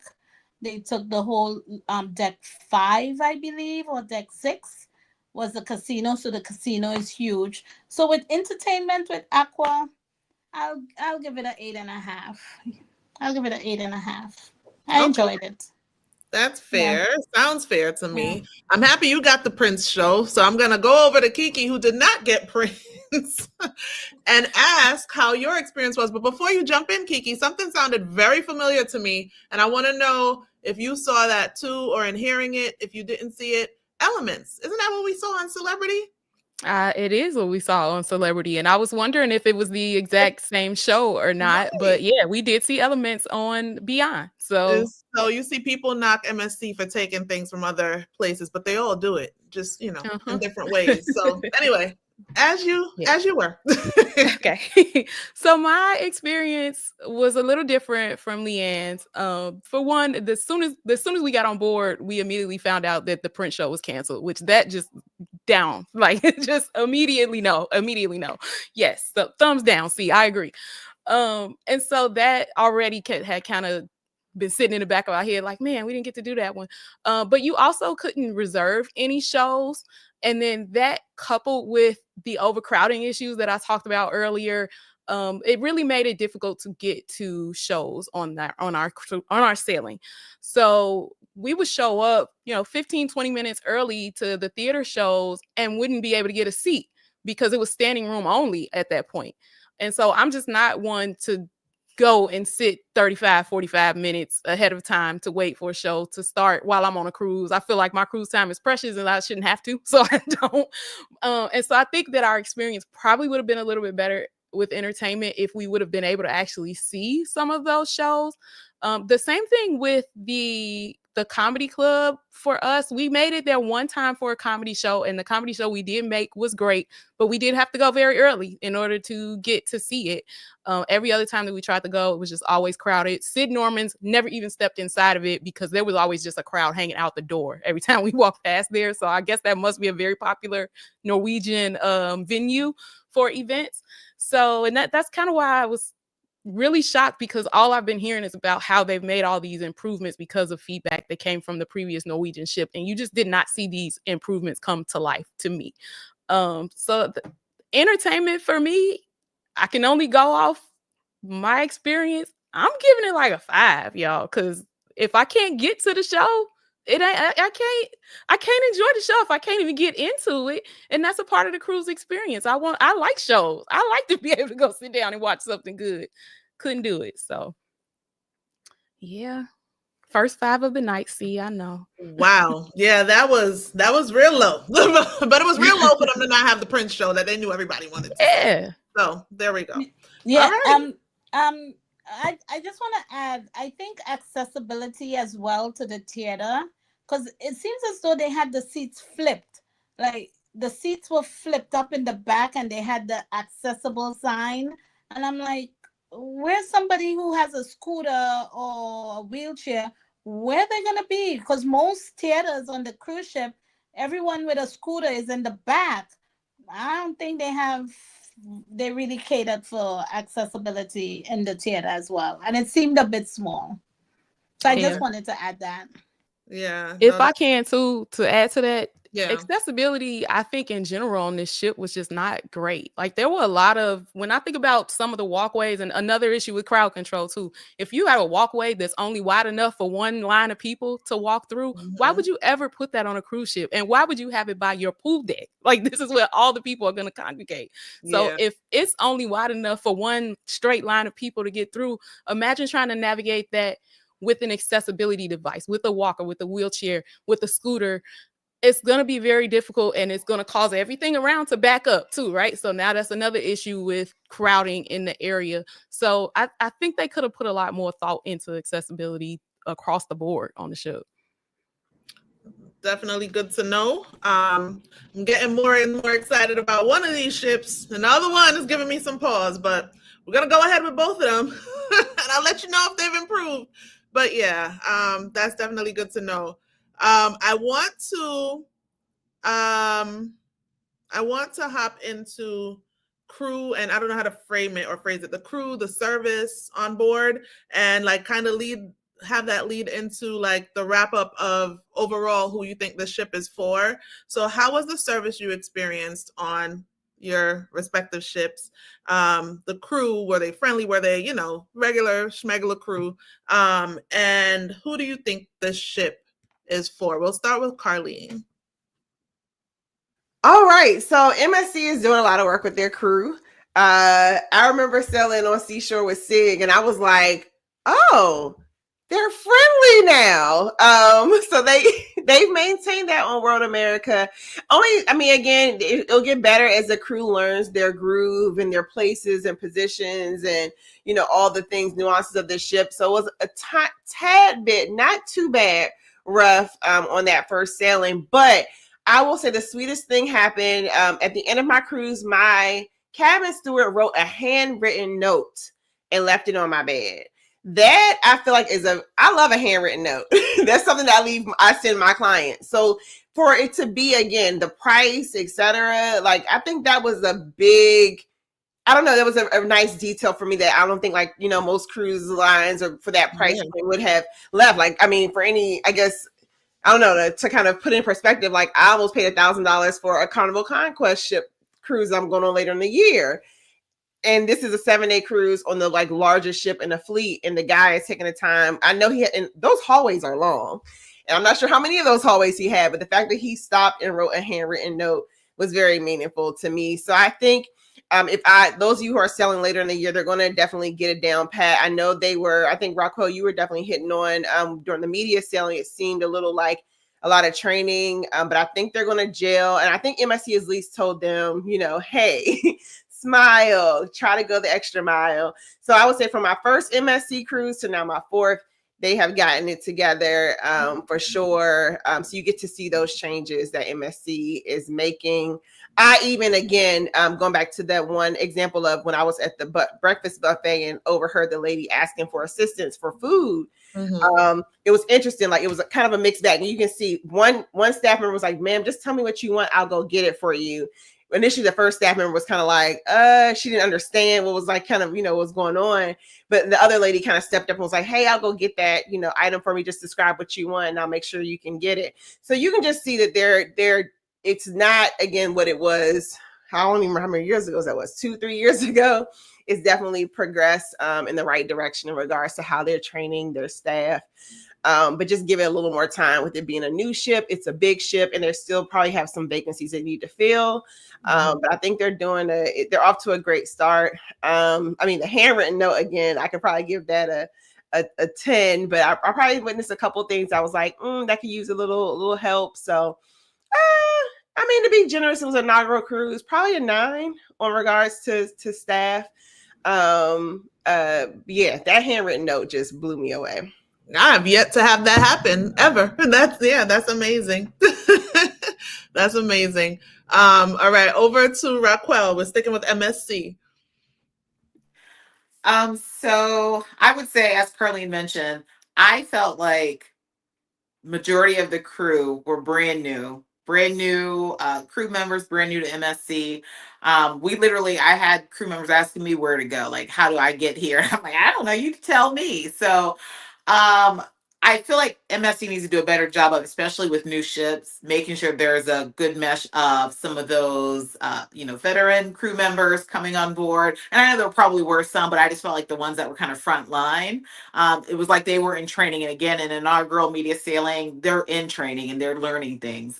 But it just felt like out of all of the inaugurals that I've been on, it was like I felt like everyone was in training and it was more than I've ever seen on any other cruise. So for me, like the main dining room for the gala night, service was slow. I didn't even get to eat because service, we were there 2 hours and only had our appetizer.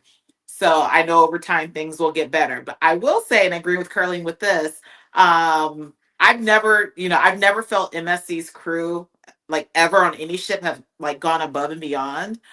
They're not the crew that's going to know you by name or just, you'll find some that'll come and, try to have conversation with you or just extra friendly, but that's just not the case for most MSC cruises.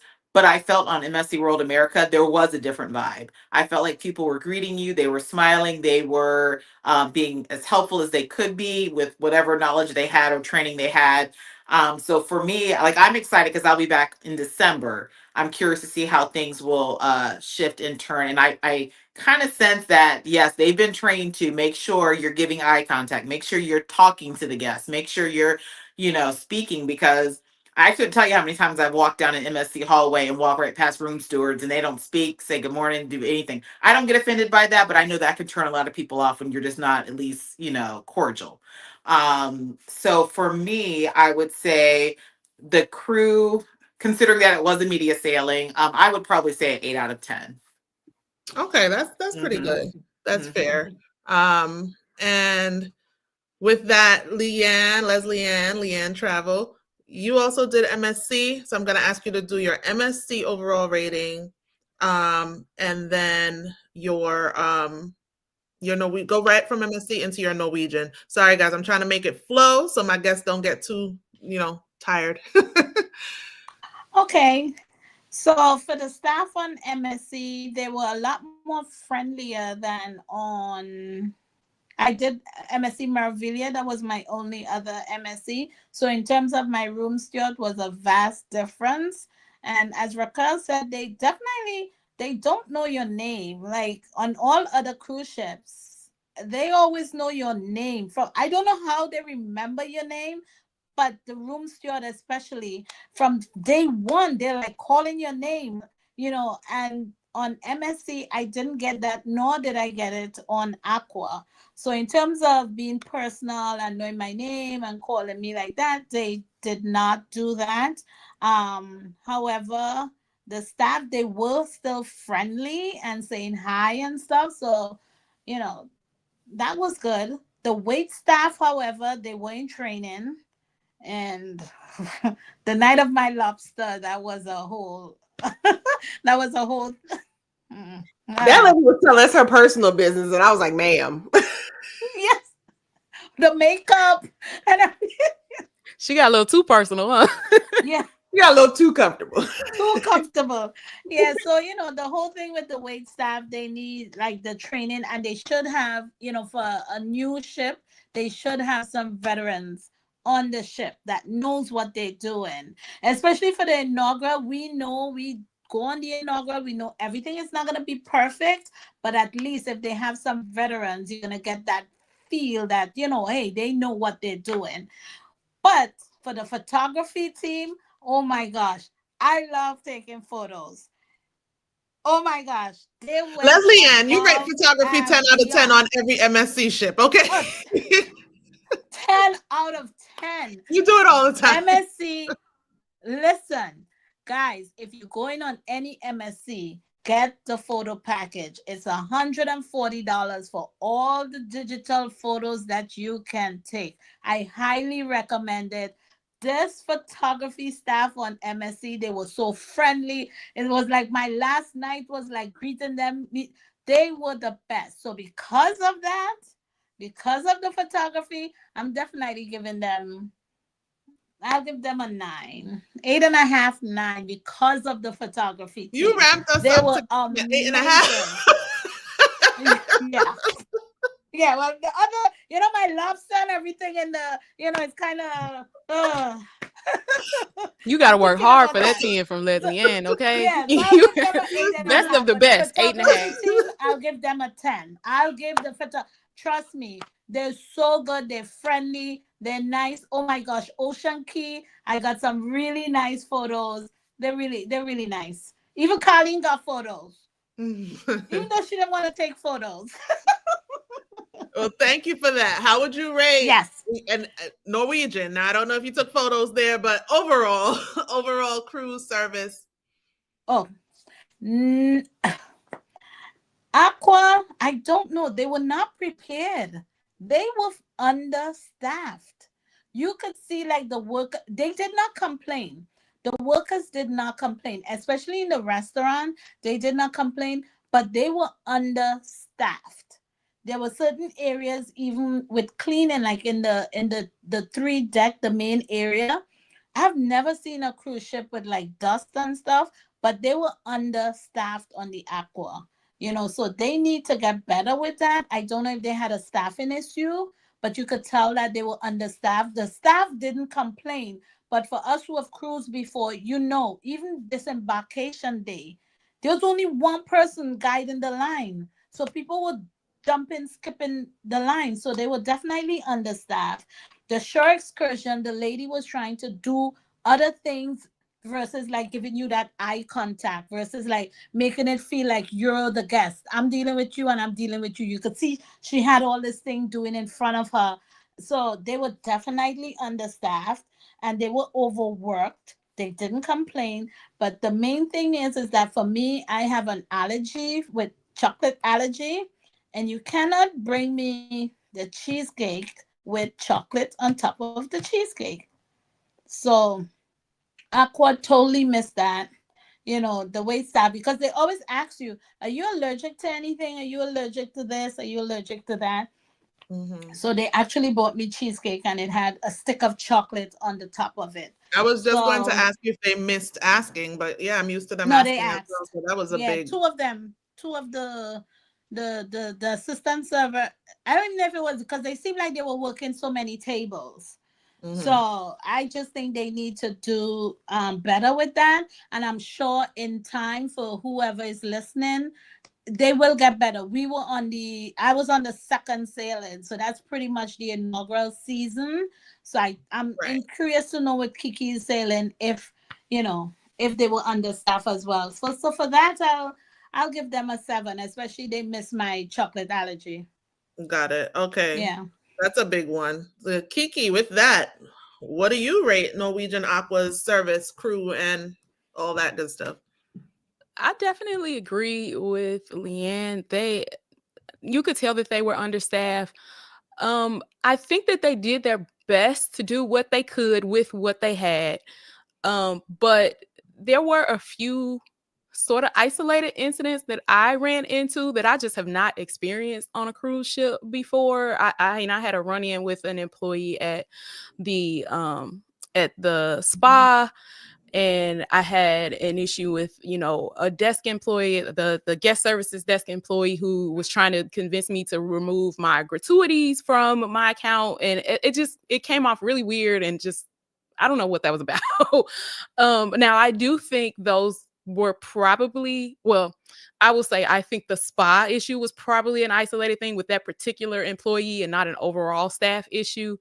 I don't know about that gratuity thing though, because I kind of saw some evidence that they might have been doing that with a few different people. So that's concerning to me. But as far as the way we were treated on board, from the room staff, from the restaurant staff, from the people servicing the different desks, I always felt like I was treated appropriately, with the exception of that one run in at the spa. But yeah, it was very evident that they were understaffed. They were putting these next cruise, they pushed next cruise really hard on NCL, and they were throwing flyers everywhere, and it was all in the app, and they were just really encouraging everybody to go to the next cruise desk. But the next cruise desk line was always very long, because it was always just 1 or 2 people working at that desk. So it just another one of those things of very long lines, long waits, things that you don't want to do when you're on a vacation. So I would say I would give it a 7 too. But yeah, I think it could use some improvement. Yeah, that's okay. That's fair. Leslie Ann, I see your hand, girl. We're not in class. Yeah. Go ahead. I just want to add the spa. For the spa, the spa is really nice, but I had a great experience in the spa, because pro tip for whomever is on Norwegian Aqua, go to the spa on the first day, get that tour, the spa tour, fill out that raffle, and go to that first raffle, because you never know, you might get lucky to win some of those raffles. And I actually kept it. So this is one of the things, I don't know if you might be able to see it. I doubt it. So I got this, it was a spa manager's raffle. I didn't win, but they offered us, it was like a $249 package. It was the sweetest body massage, the pro collagen eye treatment, foot and ankle massage, neck and shoulder massage, hand and arm massage. And you could add the bamboo and stuff if you want for $20. But for $149, this was not bad at all. So you should go to the spa tour, fill out that raffle, attend the raffle, because that's where they offer this special. So you might be able to get this at a really good deal, especially the 75 minutes massage. It was really good for $149. Oh, that sounds really good. Yeah, that definitely sounds good. And For the folks watching, I do know that there have been some questions in the chat. I will ask my guests who are also hosts, because a lot of you are also watching from their respective channels. I will ask if they've seen any questions that pop out that they absolutely want to get to tonight. But I really appreciate all this feedback. Speaking of the spa that Leslie Ann was just talking about, I could go with a good massage right now, sitting at this computer for almost 2 hours. And I appreciate my guests hanging in there. And I don't want to rush through everything, but I do want to respect them and their time and try to wrap this up while still giving you guys all the quality information that each of these channels always brings. So with that, I want each guest to say, with the experience they've had, who this ship is for, whichever ship they were on, and Leslie Ann was on both, who this ship is for, and if someone wants to book this ship with you, how do they go about that? And we will start with Raquel. So I would say MSC World America is for everyone. Although I rated it 9 out of 10 for the younger children, I think it's still a family ship. Whether you're solo, family, something else to know about MSC or MSC World America is that they do have solo cabins. So if you are a solo cruiser, they do offer, and they have some really, really good rates for those. They only have the interior and ocean view, I think, right? I think so. But they have some really, really good rates on MSC World America. So I would say, families, anyone that's budget conscious, if you look at the pricing for MSC World America compared to, as Carlene said, even a 4 or 5 night cruise on Carnival, you will get a better value with MSC, and a lot of times with like drinks and Wi-Fi and things included. So I push a lot of MSC. I sell a lot of MSC. And really it's for those people that want to cruise on a budget, but you're going to have it's a great product. I mean, you're going to have overall good entertainment, good food. I recommend it for everyone. Thank you for that. And if people want to book MSC with you, how do they get in touch with you? Sure. My agency is Major Adventures Travel. So you can just, if you Google it, it'll pop up. So majoradventurestravel.com. We can help you out. Thank you, Raquel. I'm here trying to multi-triple task. Y'all bear with me, please, but I'm putting it in the chat. Major Adventures Travel for Raquel. And we're going to hop over to Kiki. Who is this ship for?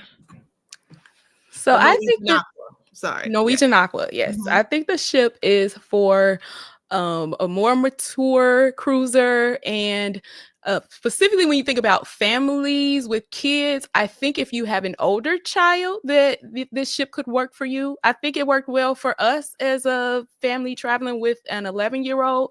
I don't think that my son would have enjoyed it as much if he were in that younger age, right? The 5, 6, 7. I think we would have had a difficult time with them. So yeah, if you're a family, you have children that are a little bit older, or if you were just looking for an adults only experience, it sounds like, I can't speak to it myself because I'm not a solo cruiser. It sounded like the solo experience might be good because of the different things that NCL does for solo cruisers. But yeah, I think you would have to be, if you're somebody that want a good meal, the food is gonna get you. The food is gonna get you right. I can guarantee that. So older, more mature families that have older kids and somebody that wants some good food, I think that the ship will work for you. That sounds good. That sounds fair for a cruise. With that, if someone wants to book the Norwegian Aqua with you, how can they reach you? You can reach me at booking@teamreachtravels.com. That is my direct email address. You reach out and we will help you get you booked on the Norwegian Aqua or whatever else you think you want to cruise on. That sounds good to me. All right. Thank you, Kiki. And with that, we're going to go over to Carlene. Who is the MSC World America for? And I will say, give us your solo cruiser perspective on that. Is it for solo cruisers? Oh, dang. Okay. So I'll do 2-part real quick. So I was going to say initially, MSC World America or MSC in general is if you like the bigs, big or the B's, big, beautiful ships on a budget. That's MSC. Knowing that you're going to take some hits for those beautiful ships in that budget, but it's definitely for you. Now, when it comes to solos, I will say each ship has its own personality and can be a little different. I will say I had a wonderful time as a solo cruiser on Mirabilia. Seashore didn't have as tight of programming. And then World America, I had people like Leslie Ann and Regina, and the Melanin Sea Crew. So we had our own little group, but they still kind of fell a little short because they planned some of the solo activities on top of the activities that myself as solo cruiser want to get to. So I would say if you're a solo traveler, someone who's able to, make some friends versus using the solo program to make those connections. But again, the bees, big, beautiful ships on a budget. And if you want to book them with me, you can email me at seeitwithc@gmail.com. I'm more than happy to get you situated with MSC Cruises. Thank you, Carlene. Now over to Leslie Ann.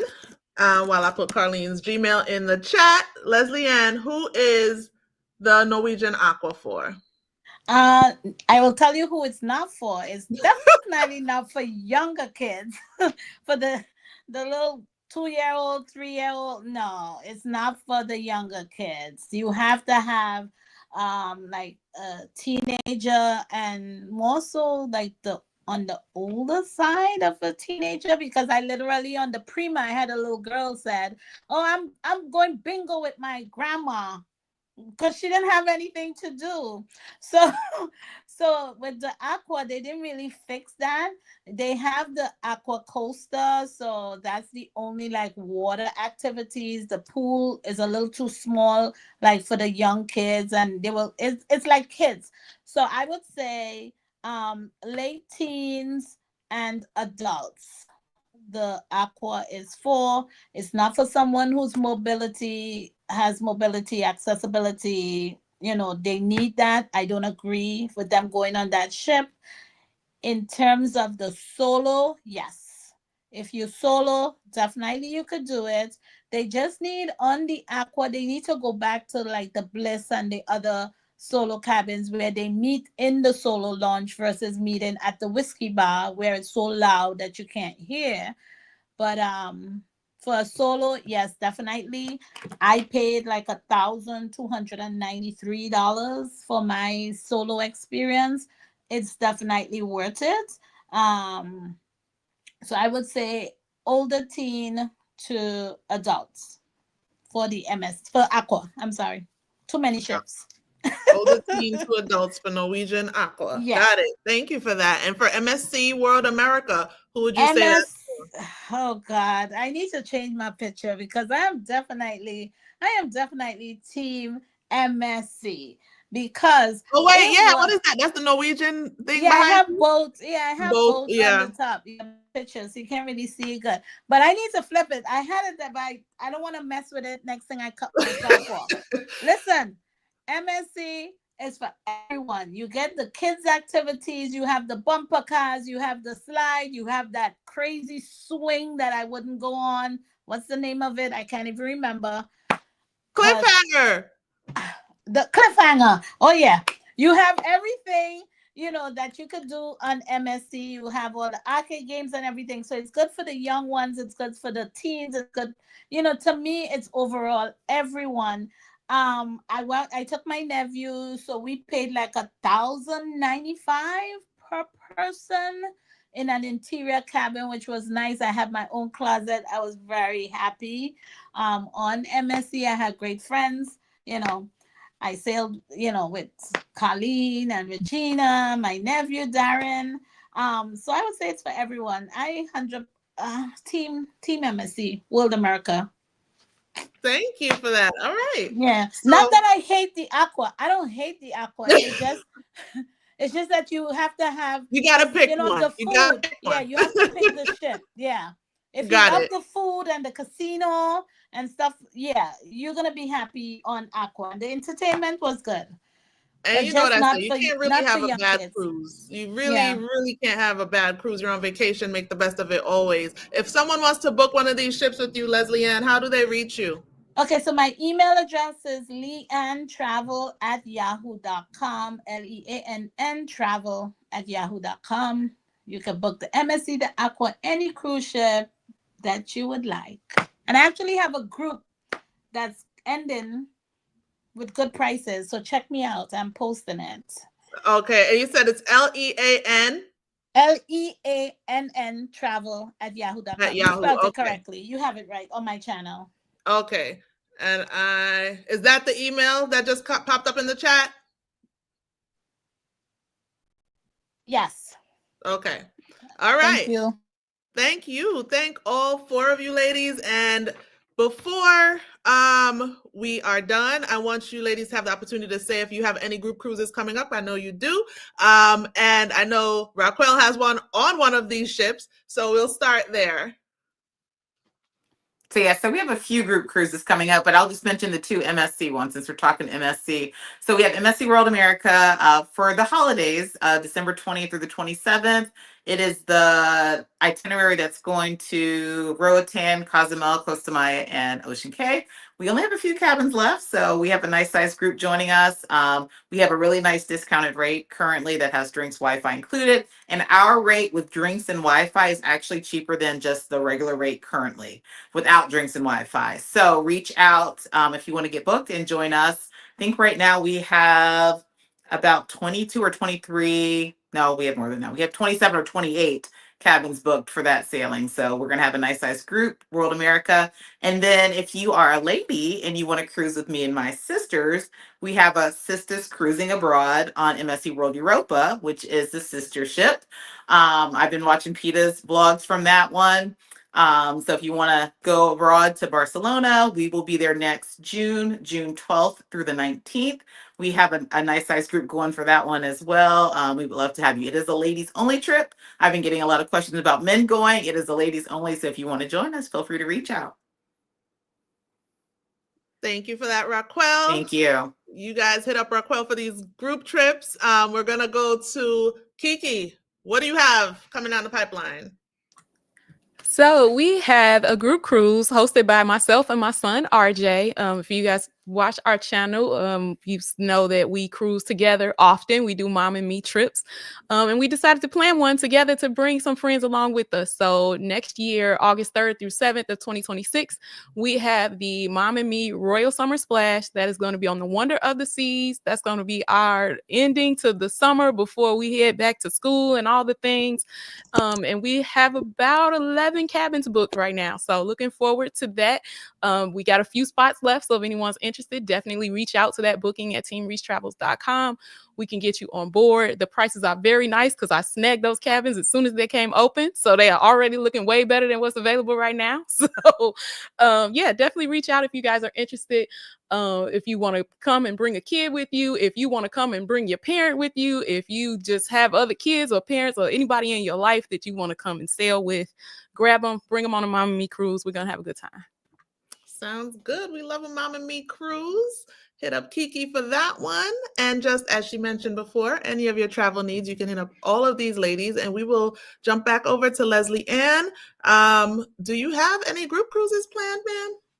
So I don't have a group cruise plan, but I did book the MSC Meraviglia for a client, and they did not take the group. They didn't take the booking, and I totally forgot about it until I was actually booking someone for that date.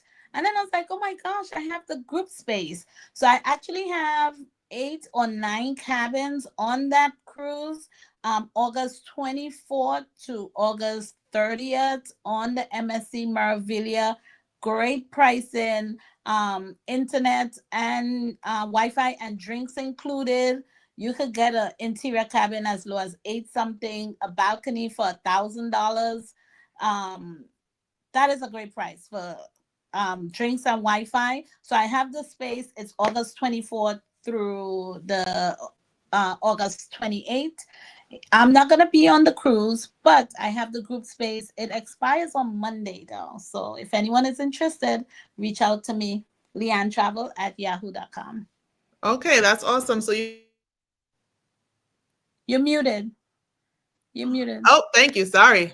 Double clicked it. Reach out to Leslie Ann at leannetravel@yahoo.com for the MSC Meraviglia this August. So she has that group space. and you have until Monday to snag it. So definitely reach out. And as Sydney Steffen said, good price indeed. Okay, so over to Carlene. Any group trips? And I know the answer to that. You got a I few. do. Yeah, I'm only going to say Rockwell. Only going to share two. And well, first, thanks all for allowing us to share the platform with you. Much appreciated. I have two opportunities to sail with me. Would love folks to join. I know it's a lot of talk about Virgin Voyages in the chat that I've been monitoring. So if you are interested in sailing Virgin Voyages, I have the Good Gov getaway, which is Labor Day 2025. So we're leaving August 29th through September 3rd on my favorite lady ship, which is Virgin Voyages Valiant Lady, heading to Puerto Plata, Dominican Republic. So that's that lovely Taino Bay cruise port. And of course, the beach club at Bimini, which is Virgin's big party. So if you're interested in that, you can, of course, email me at seeitwithc@gmail.com. Happy to get you hooked up for that one. That one, of course, is adults only. If you can't make it this year, then next year, I am teaming up with Sig, the solo cruiser, as well as the Jen Danielle Experience to do the ultimate solo group cruise. So your favorite group solo cruises are uniting. We're doing a quick little 4-day on Celebrity Reflection, but we're going to turn it out. And that's going to, if you haven't been to Perfect Day at Coco Cay, we are going to get to tear that spot up a little bit, hopefully get over to Hideaway with a good group of folks. But we figured the Grown and Sexiest Celebrity was a good choice to host that event. And then I have a few other things that are just coming up eventually. So stay tuned for that. But those are the two that are out on the streets at the moment. So hit me up. We'll love to sail with you all. Yes, thank you, ladies. It's been a long night and a long chat, but I appreciate all of you. I appreciate everyone in the chat who stayed around, and please drop any comments or questions to things we may have missed in the actual comment section of the video. It's on all our channels, so if we have the answers, we will answer you in the comments there. Thank you again. I want to let you guys know, though, who the winner of the SmackDown is. I think it was pretty clear. I know nobody else was really writing down scores. I was, and that's why you see me looking down, because I got my little calculator going and I got, all my notes. So who do you think won, ladies? World America! By far. So with all the World categories America. that we did, because I did consolidate some with Boarding Day, the Norwegian Aqua actually took that one with Boarding Day. And I did make it fair. I know that we have 3 World Americas and 2 Norwegian Aquas, but I did it fair and square, dividing by 30, out of 10, I did the math. I passed 3rd grade math. So with that, Aqua did actually win the Boarding Day. With the ship, MSC World America won by far. With the food, they were actually kind of neck and neck with food, but the World America did win. And with entertainment, World America. And with the crew and service on board, World America. So yeah, it was definitely almost clean sweep and an easy win for MSC. Thank you for sharing your perspectives, ladies. Thank you again to the chat, and have a great rest of your evening and week. Bye, guys. Thank you for having us, Peta. You're welcome. Thank Bye. you so much for the invite. Yes, thank you. My pleasure. Bye, Thanks, guys. guys.